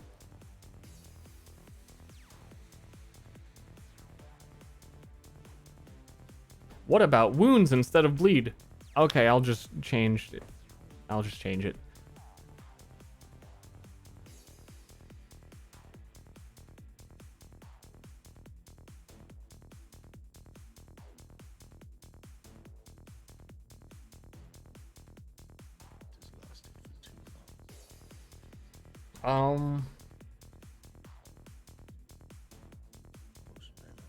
How am I doing that? You trigger the bleed if you have this. Okay, this one might take us a second because we're gonna have to actually code it and see how this all plays out.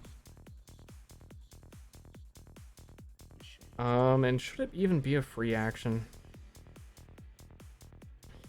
It's kind of getting to the point where it's so goddamn powerful that probably not. Potentially so powerful because you're going to be able to scale the range of it.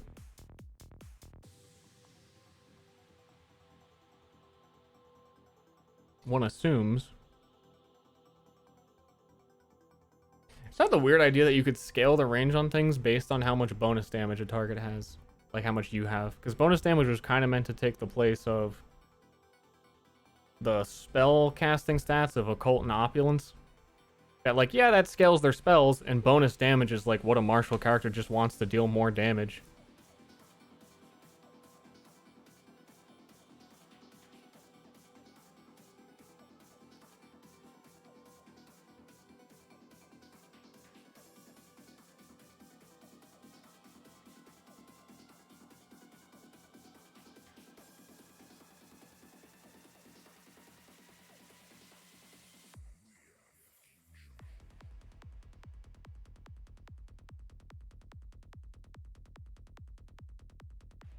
I'll think about that later. Let's rewrite this.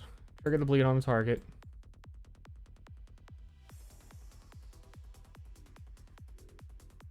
Demoralize all enemies within...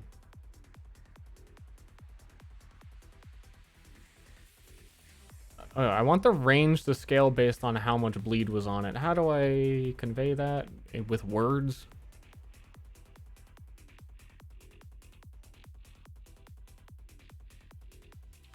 Conveying math with words as it to be easily understandable is just always kind of weird.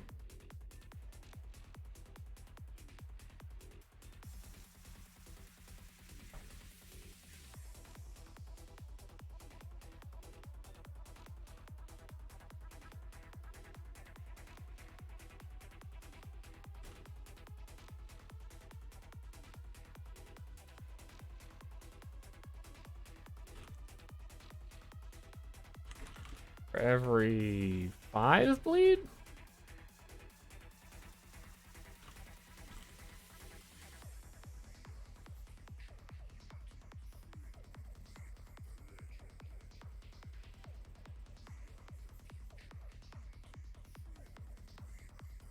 Yeah, I mean that sounds good to me. Demoralize is really strong. The first, like, demoralize works in waves. First demoralize is, I think, minus 15 accuracy. Then if you demoralize a demoralized person, they...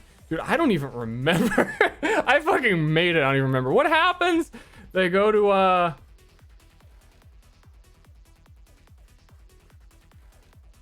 think I'm mixing it up with Trip. You demoralize a demoralized person, they gain stress. Yeah, that's what it is. They just gain stress, which is a sanity reduction. And then you can keep stacking demoralized to keep adding more stress onto them after they're already demoralized. What I was thinking of is you trip someone, they're off balance, then you trip them, then they're tripped or prone. And then if you trip a prone person, they become demoralized.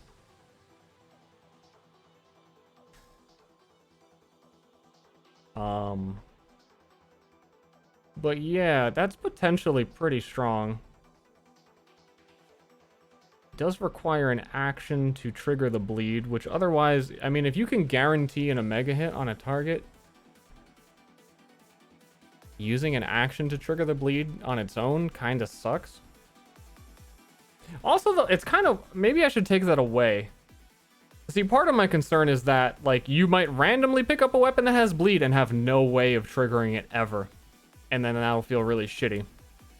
So I like the, you know, if you Omega hit, then you'll trigger the bleed. But if you're actually a bleed-based character, and someone accidentally Omega hits your bleed target when you were gonna do some bleed shit to him, it's like, oh, well, nice job, you fucking wasted it all. I was gonna do X next turn. I don't think there's, like, a winning scenario there.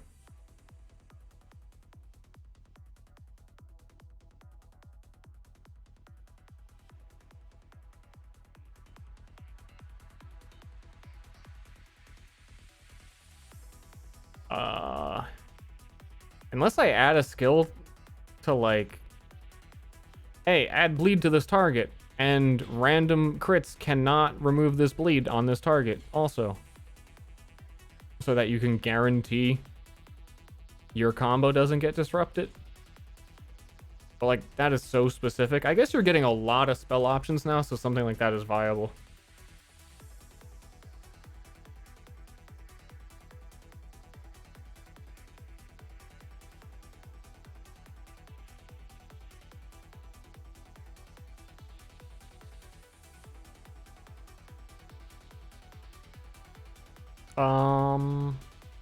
Either way, this sounds right to me. Unless I want to add a requirement for this.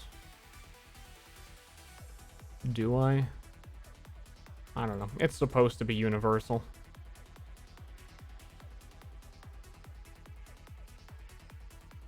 Yeah, so it kind of has to remain universal.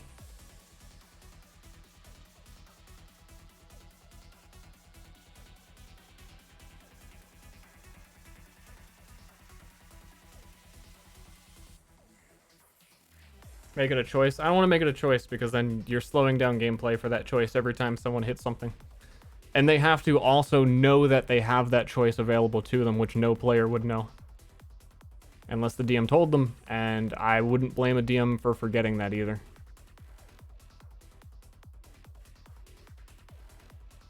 Because the skill ceiling in D&D is forgetting what skills you can, what things you can do. Targeting for this is just trigger the bleed on a target, so it is 1, I think. Is that kind of targeting?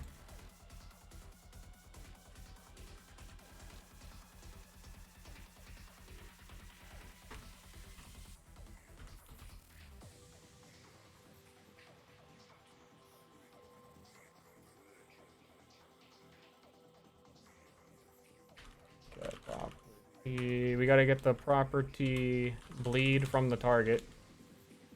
I'm pretty sure it's just get property bleed, target name. I gotta remember to not use quotes because this is gonna go into the post code area, which I should already be writing in.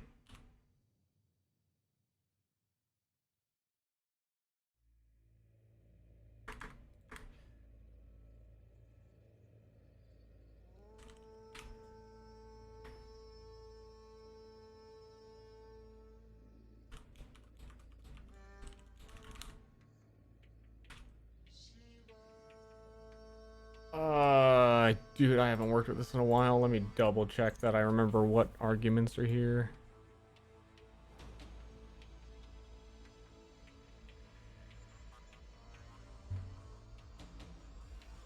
Oh shit. Sometimes when you look at your own code, you're like impressed with yourself. I set this up so it knows who dealt the damage with the bleed trigger. That's really important. That means like lifesteal will work off of you triggering bleed. That's probably why I did it that way, because that is important for Maelstrom shit. Wow, go me.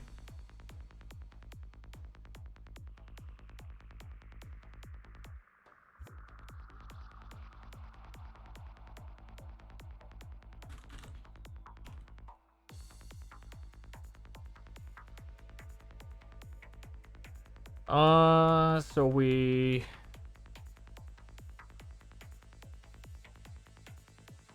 trigger the bleed, it deals the bleed damage. And now we need to demoralize within range. Quote issue figured out? No. We just completely circumnavigated it. Which I think is how things are going to keep going, is I'm just going to keep avoiding quote stacking as much as I possibly can. Which I can just... It might suck, but I can keep doing it. I'm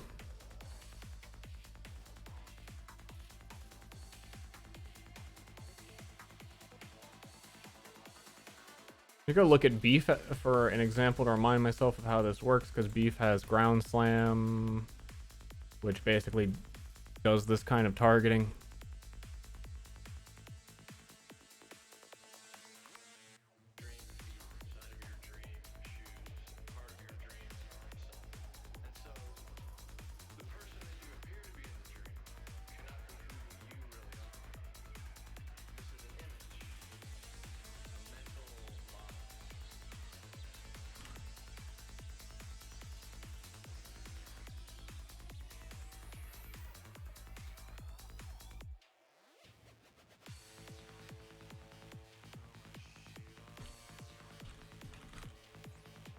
We need to figure out the range of the demoralized.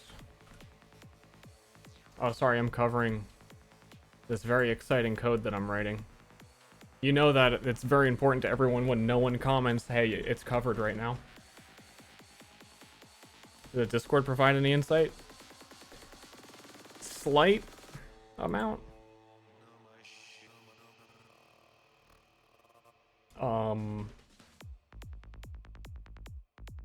What did I just say I was doing?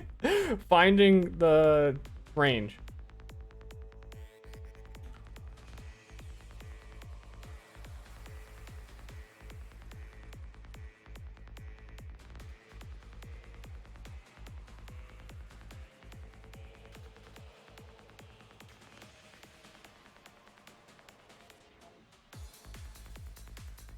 That should work, and I 1 plus it would have to round. Which way is it rounding? 4.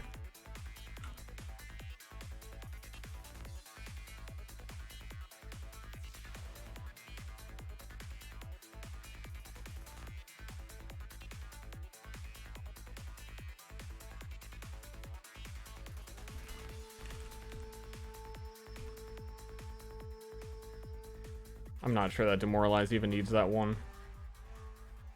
We'll find out.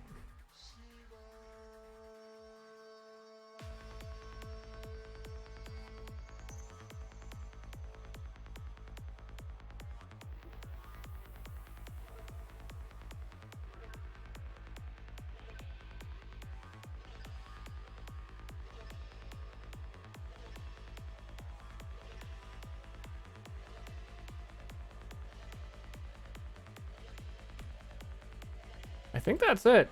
Something tells me this is not going to work and I overlooked something really important.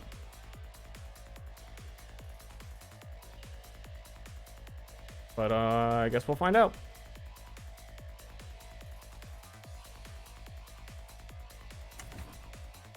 Trigger bleed added to John Test. I'm going to take John Test over to my training room, make sure I don't fuck with anything over here.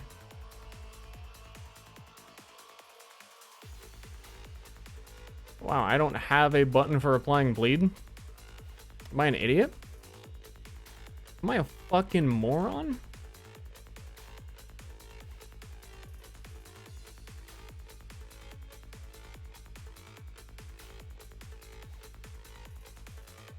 I could swear I did.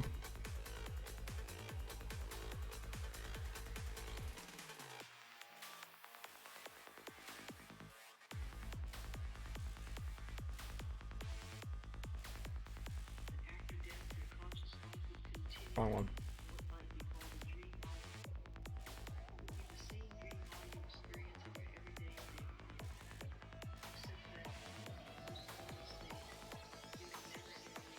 Okay, let's apply some bleed to you. You got 6 bleed on you. Which should make this range 2, so this guy should get demoralized.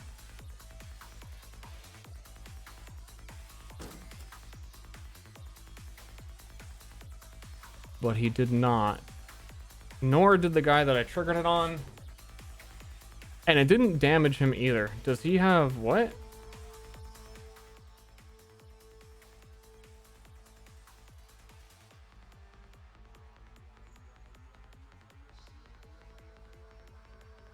It made the noise as though it did 0 damage.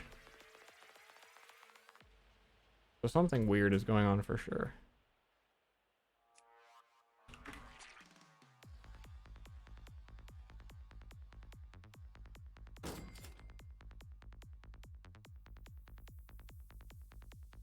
And why did that make a ka-ching? Oh, I know why that made a ka-ching.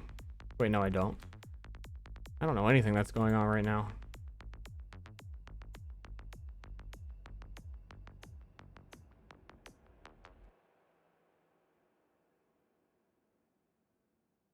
Let me double check.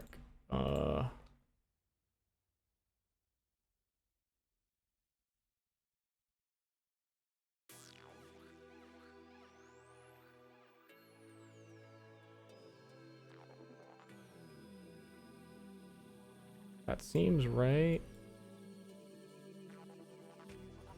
Double check bleed trigger.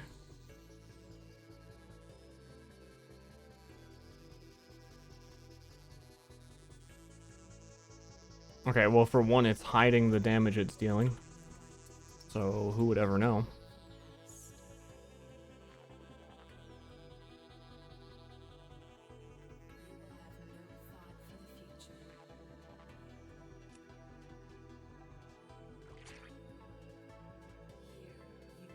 I keep doing that by just like habit.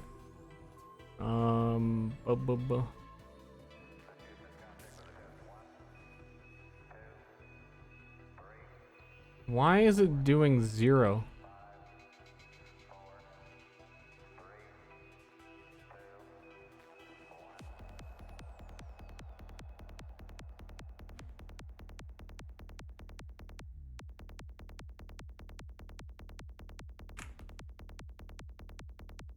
What? My damage, target bleed. Target bleed equals bleed.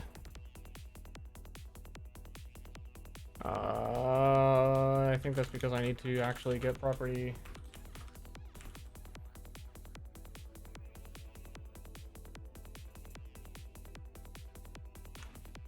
I'm pretty sure current tokens me, so it was getting the attacker's bleed rather than the target's bleed.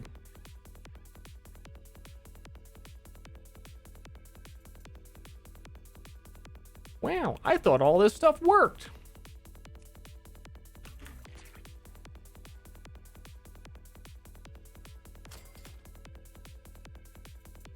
Okay, now it dealt 10 damage correctly.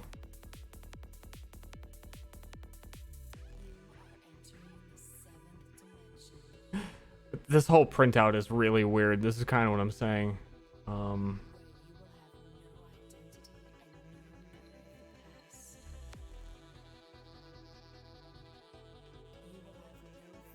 Okay, but it is not demoralizing at all.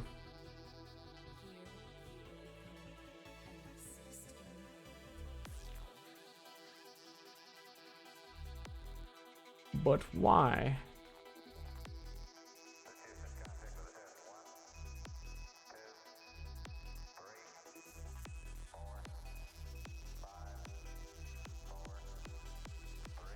Oh shit, we're blasting off.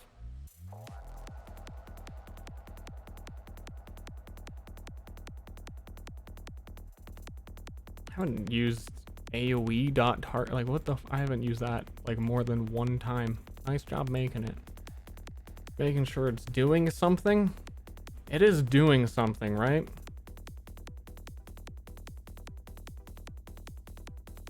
It is doing something.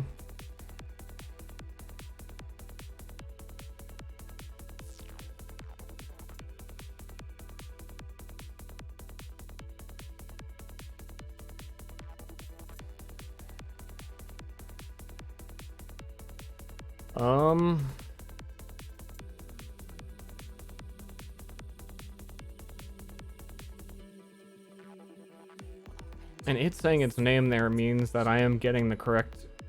Well, I'm only getting one of them. Let me see that.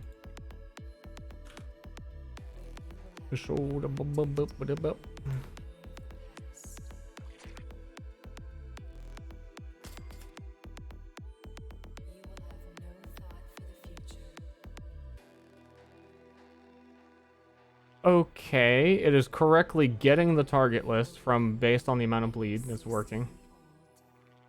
Frogs only cool. Frogs are always cool. But then we hit this.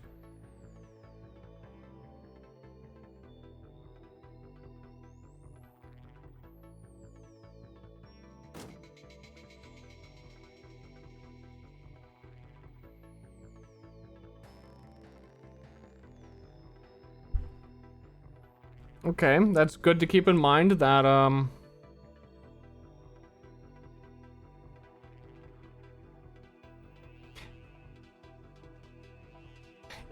if the target has no bleed, we're dividing by 0. Fix that next.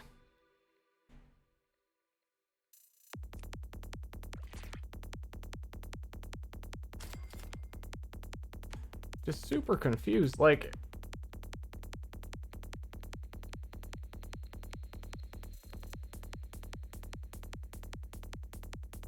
you know what it might be?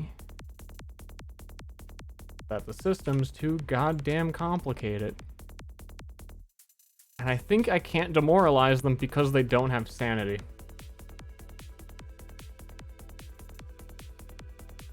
When you think it's a bug, sometimes it's not a bug. Sometimes shit's just like really complicated. And there's way too much stuff interacting.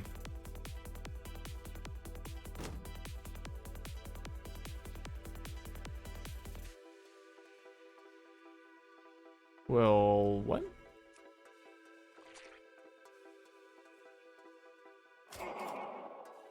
That's what it was. Shit.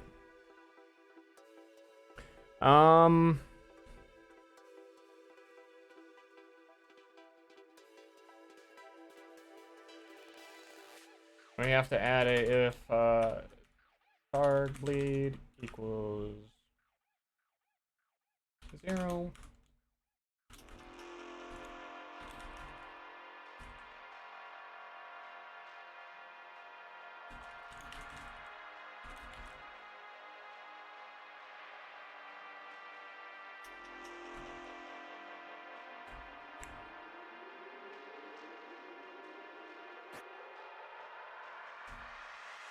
Okay, I think we're done with that. Well, actually, no, we're not done with that. We need to do like add description and make sure like actually add that to the creation macro. But seems like it functions correctly. It's a pretty cool skill. Yeah, pretty cool skill.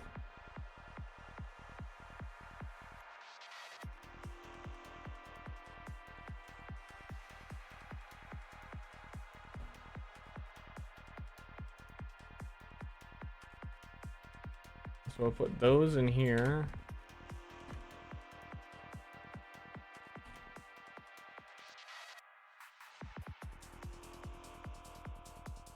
I may need to polish it up a little bit because it's doing some weird stuff.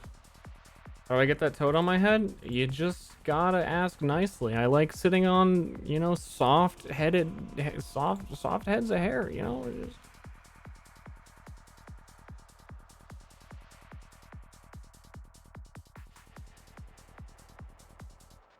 That's all I did, right?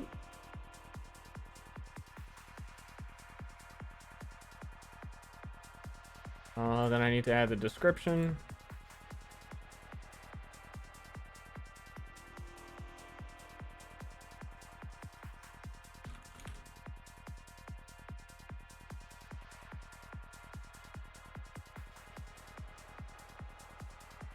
Hoggers.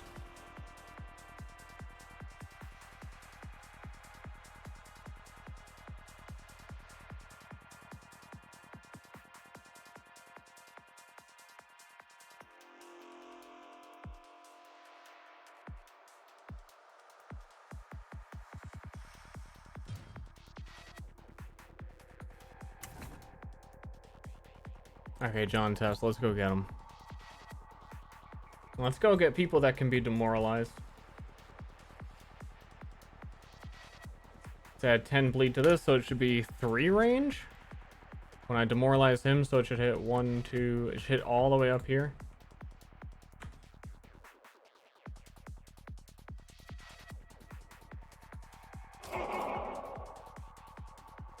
Cool, it didn't. And it did that annoying period thing that I know how to fix.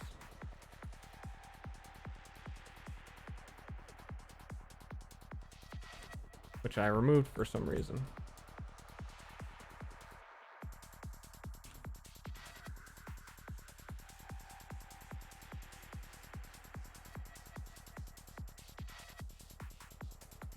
So enough bleed, there was 10 on him.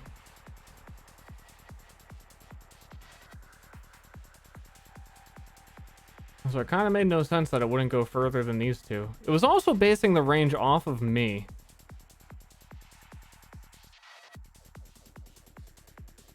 Not the starting point of the target. Because that needs to be target name.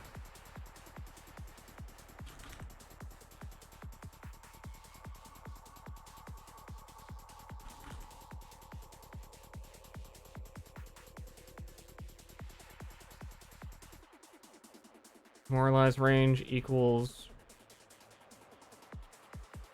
1 plus. Double check that that's actually getting the result that I think that it is.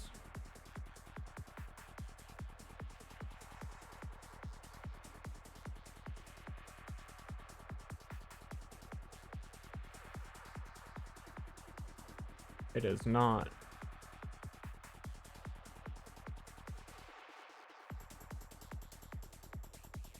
One plus 5 divided by 10, 1.5. Fuck, bro. I am doing it wrong. Because, yeah, that 5 divided... Wait.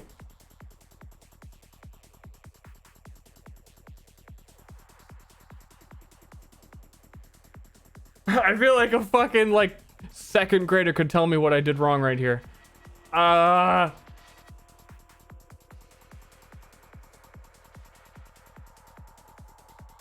No, 5 goes into 10 twice. Like, what?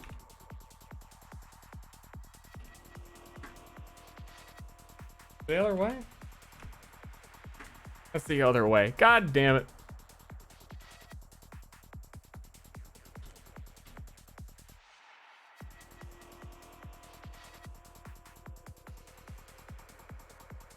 You don't have to be smart to make smart looking things.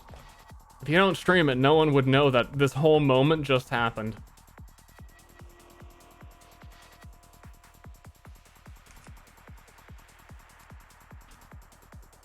Okay, so we're gonna apply 10 bleed to this dude.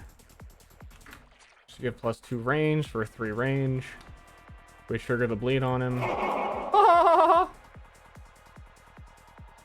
Curious. This guy didn't get it. Why? And the guy I triggered the bleed on didn't get it because the AoE is starting from him.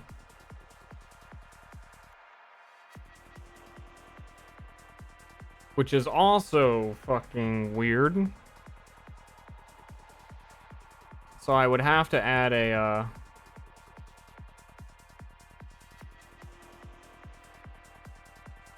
I think the easiest way to account for that is just switch to him and do it separately.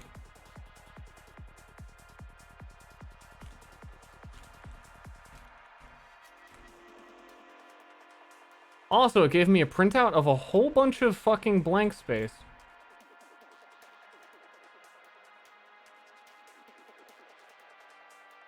Oh, well that's not supposed to be there. You got kids?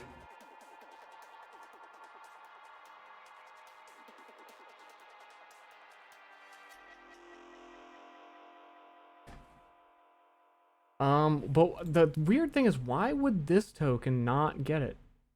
Unless there is another token with an identical name to his, could actually cause that. I'm just gonna like run the experiment again.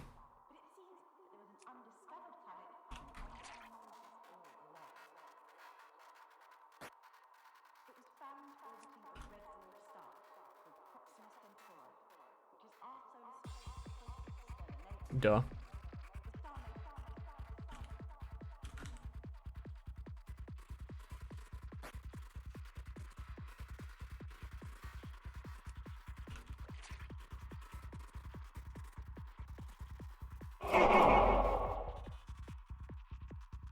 That one dude. Do you have no sanity, my dude? He has no sanity. It works as intended. Cool.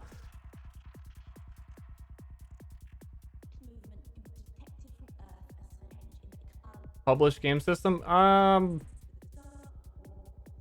Publish would be the... I wouldn't really want to use that word.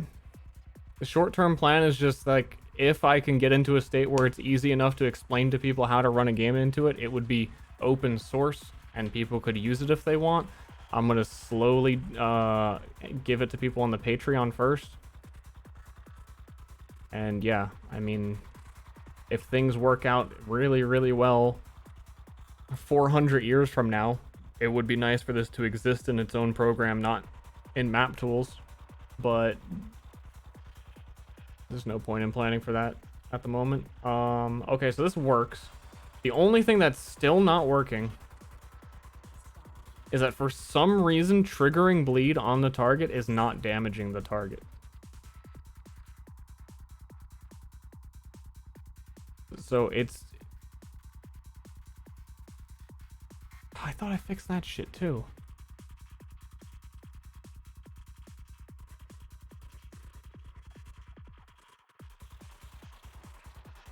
Fuck.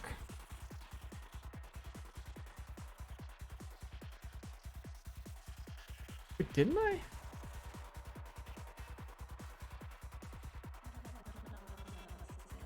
I feel like I'm juggling right now. Like so many things just came up within this.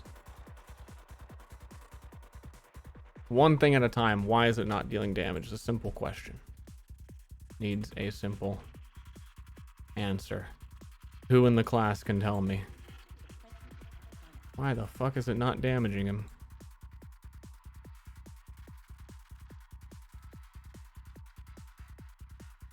It says damage is 10, but that's not the damage.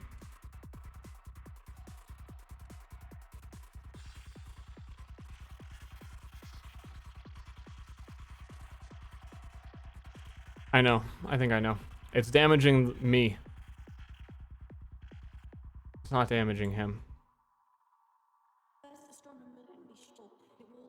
Because bleed doesn't switch to the person with the bleed or something. Yeah, it's damaging me.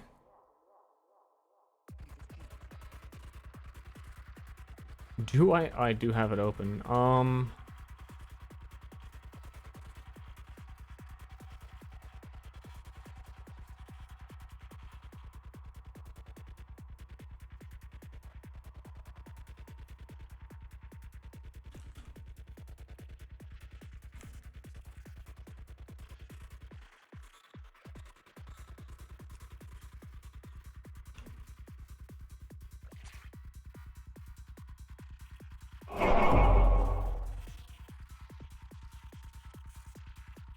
I totally forgot. Bleed actually puts a blood tile under them. Makes sense, huh?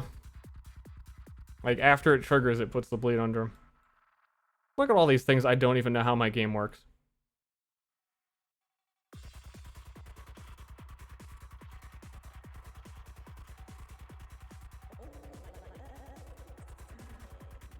Now, bleed, he had 10 on him. It dealt 10 damage. Bleed fully pierces. I also didn't know that because I changed the way piercing worked. Should bleed fully pierce? Yeah, obviously. That actually makes it way more powerful than I realized because I forgot. There are a lot of pierce changes in how armor works. Like daggers from pierce don't fully go through armor anymore. half of pierce goes through armor, but then there are certain things like bleed and fire and poison that are like, yeah, obviously just go through the armor. Just get them.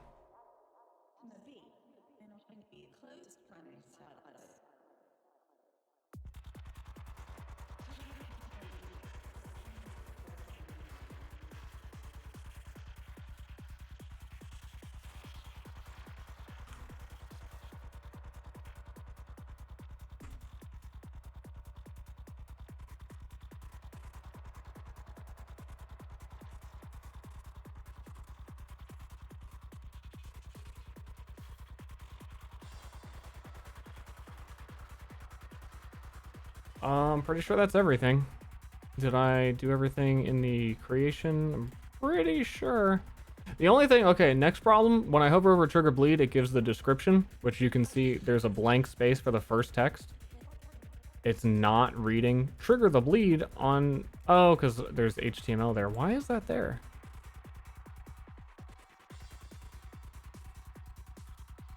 I know that's what's causing it, but it's not supposed to be there, and I thought I fixed that.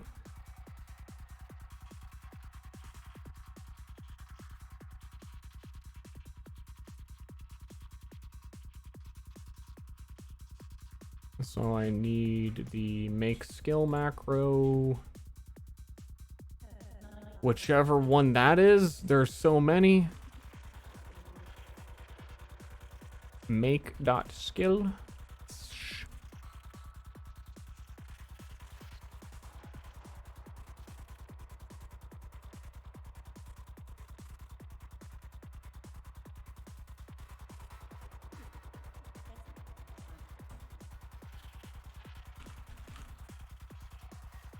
Somewhere in here there's a description equals, I think it's before it even passes it here.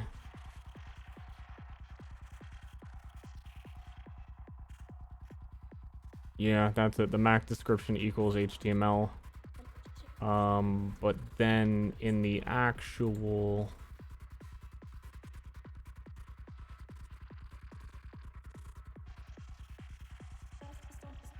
God damn. In the apply skill,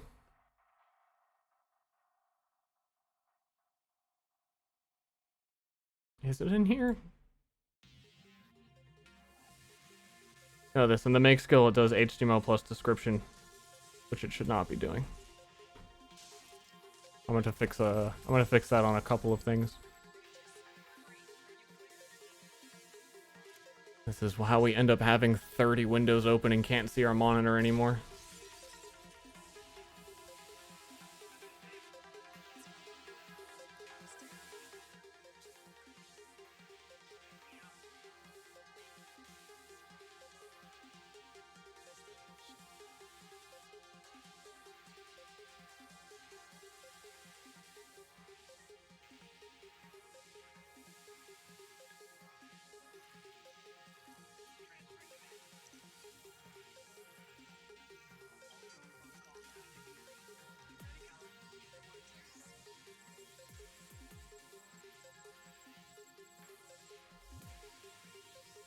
Program is map tools.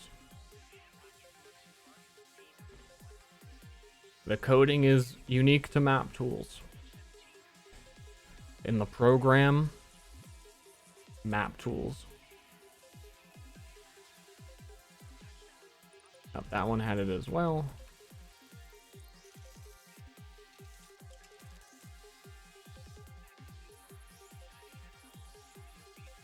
Okay, that should be all the skills I had made so far. That make skills where that error would come up.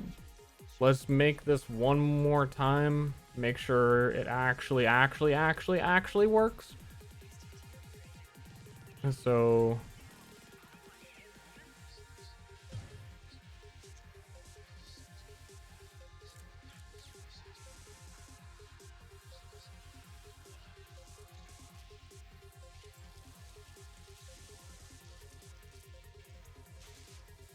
we're applying this to John Test. We're taking John Test back to that map. Deleting the old John Test. He's dead to me.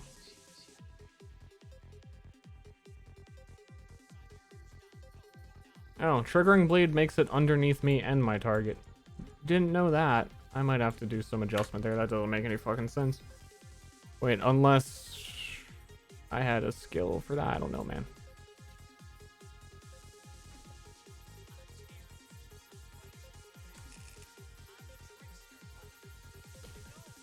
Last chance.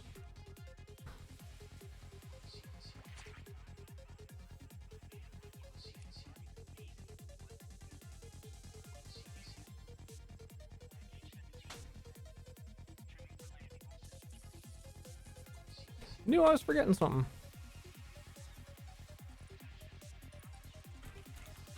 If that's it, then we change that on the blah blah blah blah blah blah blah. I'm like sick of hearing myself talk. This guy is so fucking annoying. Just do it, dude. I'm stuck on this one for a while.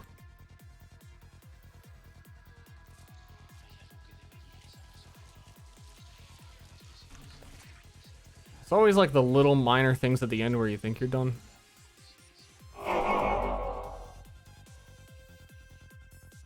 Someone just laugh at me? It only showed stress +4 once.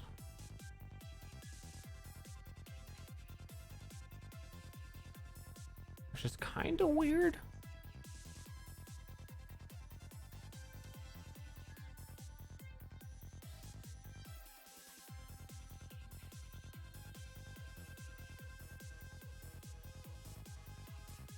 And I don't know why, because it wasn't doing that before, and it looks like it shouldn't be doing that.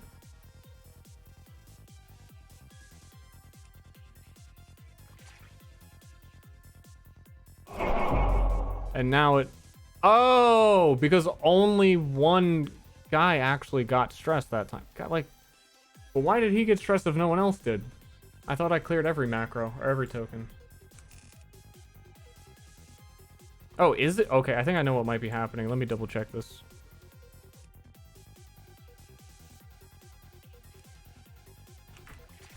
So he's bled. We don't have enough adrenaline because I reset myself. We trigger the bled.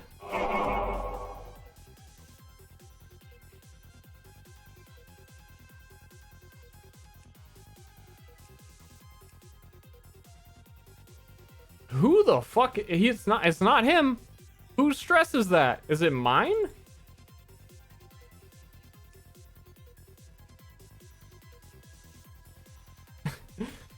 Am I stressed out right now, guys? Was that stressed out right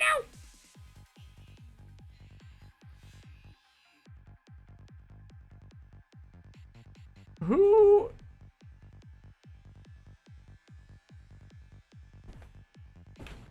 Seem kind of stressed? I don't think it's anyone at all in this whole pile.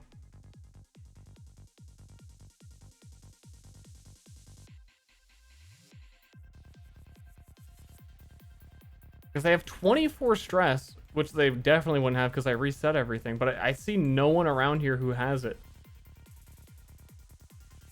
Token under another one? No. You can see an icon if that happens. You see that top right corner.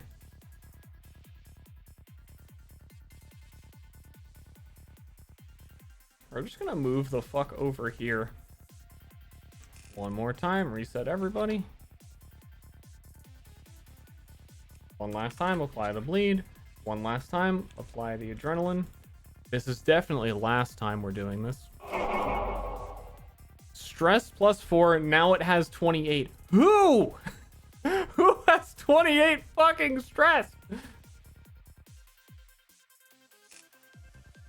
None of these do.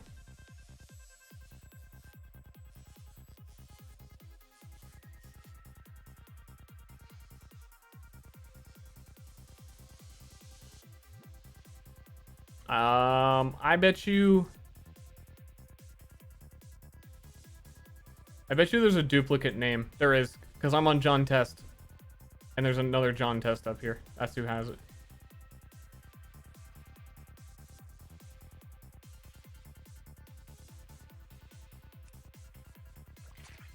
I do not want to trigger this. in 100 range. I don't want to fuck up the whole map. Yeah, the issue is that it's demoralizing me because I'm starting the demoralize from his location.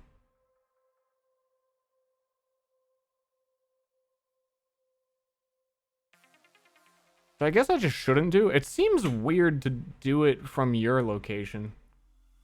What we're actually going to be discussing tonight is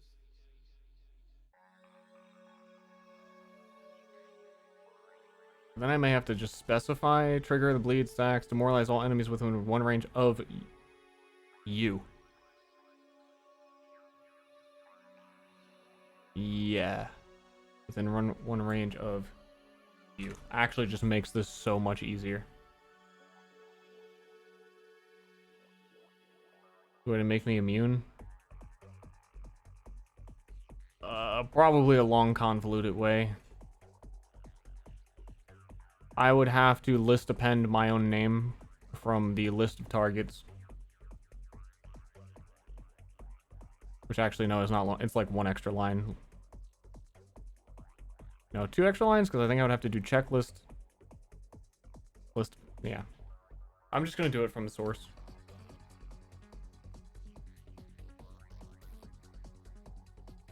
Which actually does make a little bit more sense. I don't know, it depends on what you're expecting. Everyone's always has weirder or different expectations.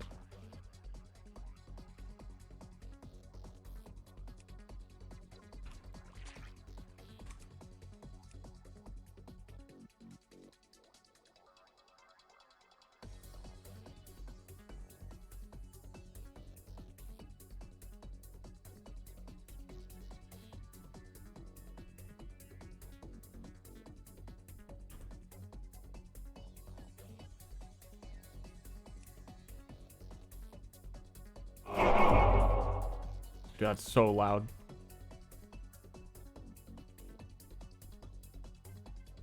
I need a damage sound for when you trigger bleed. I think there is one, but it just got shouted over because of the but it's like a sound and it's way too low. I need like an actual louder bleed trigger. I'll remember to do that sometime. Maybe.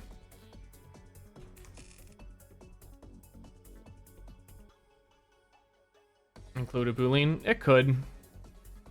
Well, no. Well, yes. I mean, it could do anything because I could make it do stuff. But usually AoE target is using the point of origin is you. I could add an extra argument for don't include this target. That's kind of a... I feel like that edge case won't come up very often. It's not a big deal. Okay. Go back. That works now. Damage makes sense.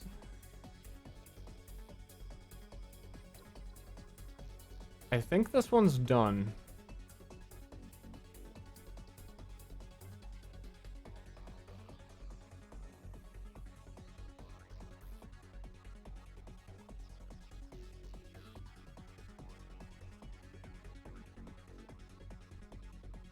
Stress adjacent friends? Fuck, dude, you got me.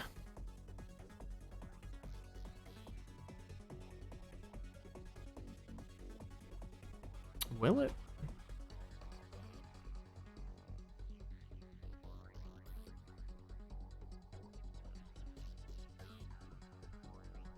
No, it won't. AoE target specifies to not deal damage to allies. Let me double check that it's working that way. That's what it has 2 additional arguments to determine like what side you're on. Yeah, I think I have to fill those in. Whoops, a daisy.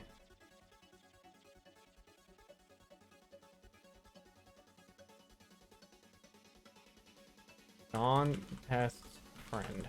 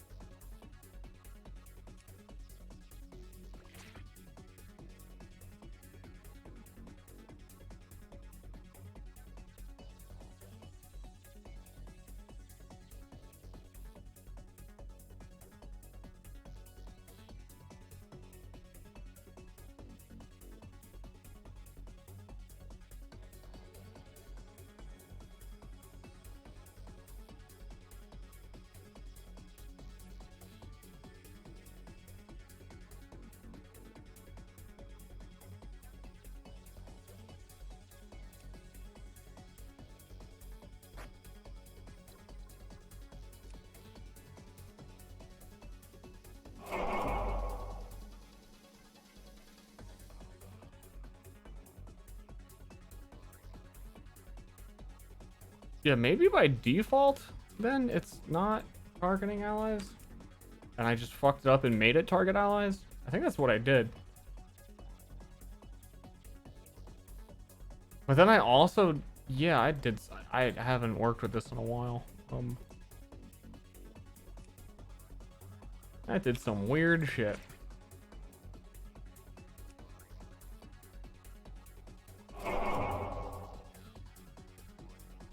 Did I not apply that? Oh, I didn't even do it. I did it in the other macro.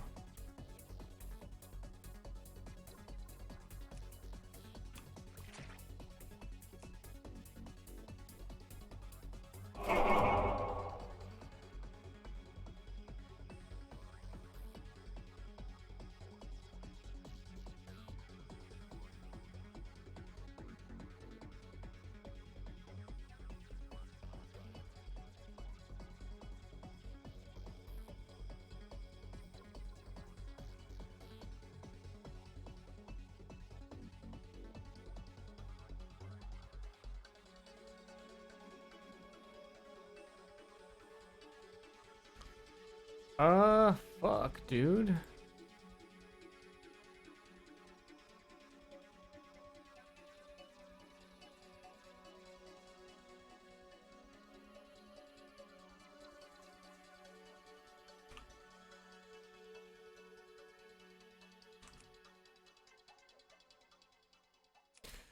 Nonetheless, that's a good catch, because fuck, I wouldn't have. Obviously didn't notice this. Why is that happening?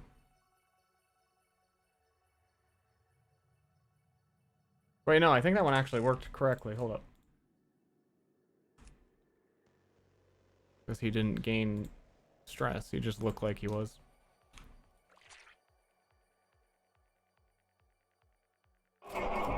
No, he is. What the fuck?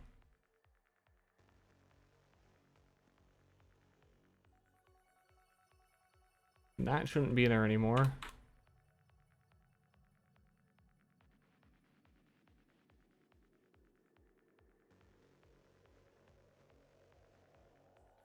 Some sort of, you know, madness. This thing checks to see, like, this argument checks to see if your player character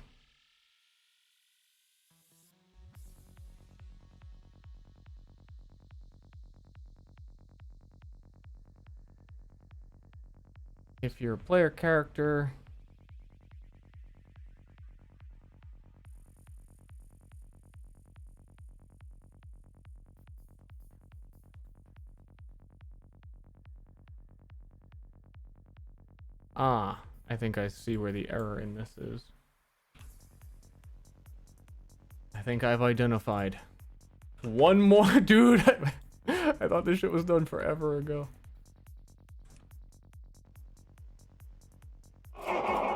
Now it works. Now the boy didn't get it. Yeah, I had a number was wrong. It's a weird case of if I'm a player character. Wait, no.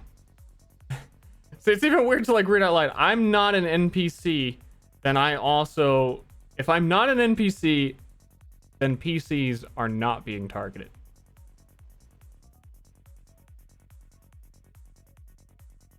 Oh shit, wait, no, I had another way to do this. I had is PC equals 2. Wait. What? What did I do here? Because these were identical. I had to change this from a 1 to a 0. Because if I'm an NPC, if I'm not an NPC, then I'm including not players. Then what the fuck was the point of if PC equals 2? It was identical.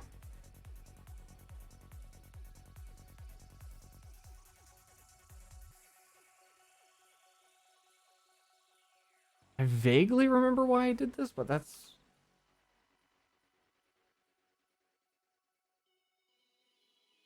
very confusing.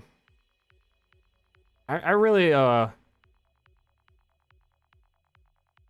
starting to do a lot more code comments, because stuff like this has started to happen where it's been so long since I've worked on things that I come back to something I worked on a long time ago and I've just like blank slated my mind.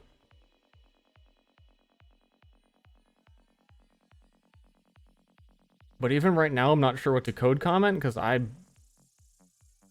fucking don't know what's going on.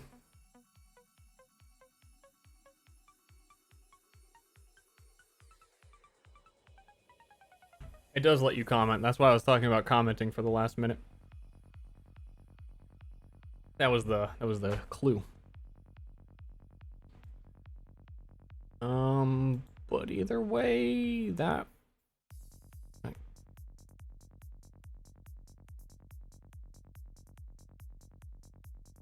alright, like a vague assumption on how I think it's working.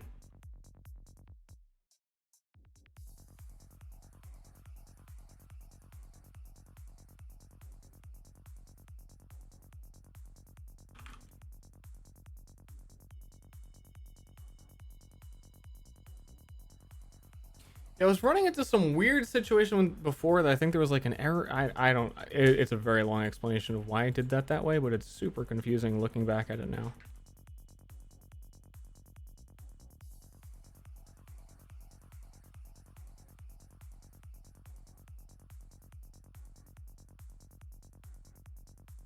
Anyway, one more. Double check. He's bleeding. I'm triggering. Now there's a totally new random problem.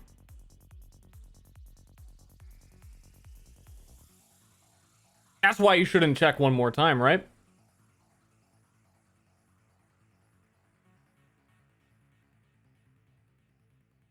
Error switching token.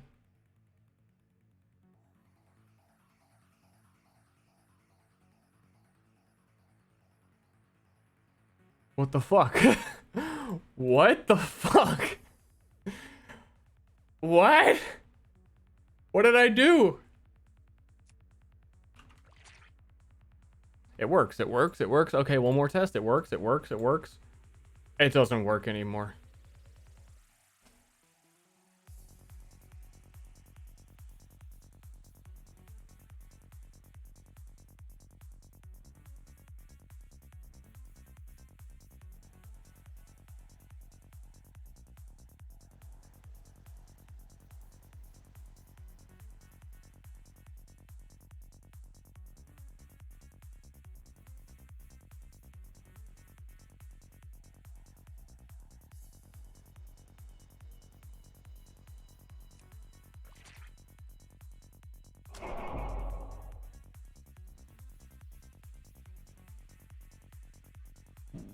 What?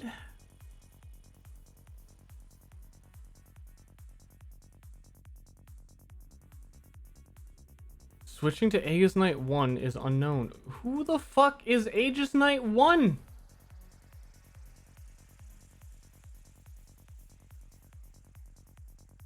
That Where did you come into this?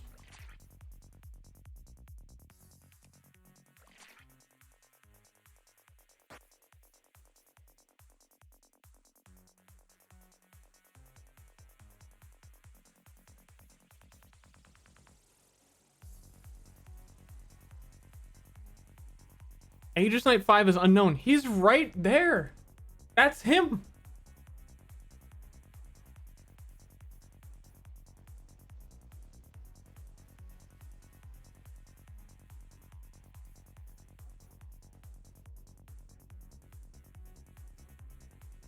I think that's the end of the stream.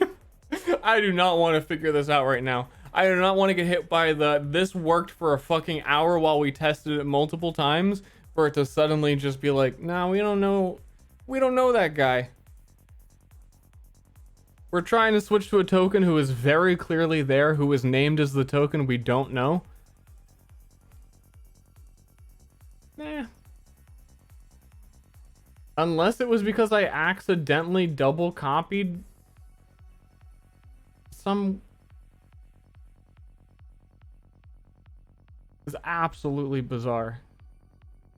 So yeah, I'm gonna go. We made some good progress. Like 2 people watched and it was really cool. I'll see you next time I see you. Which I don't know when that'll be.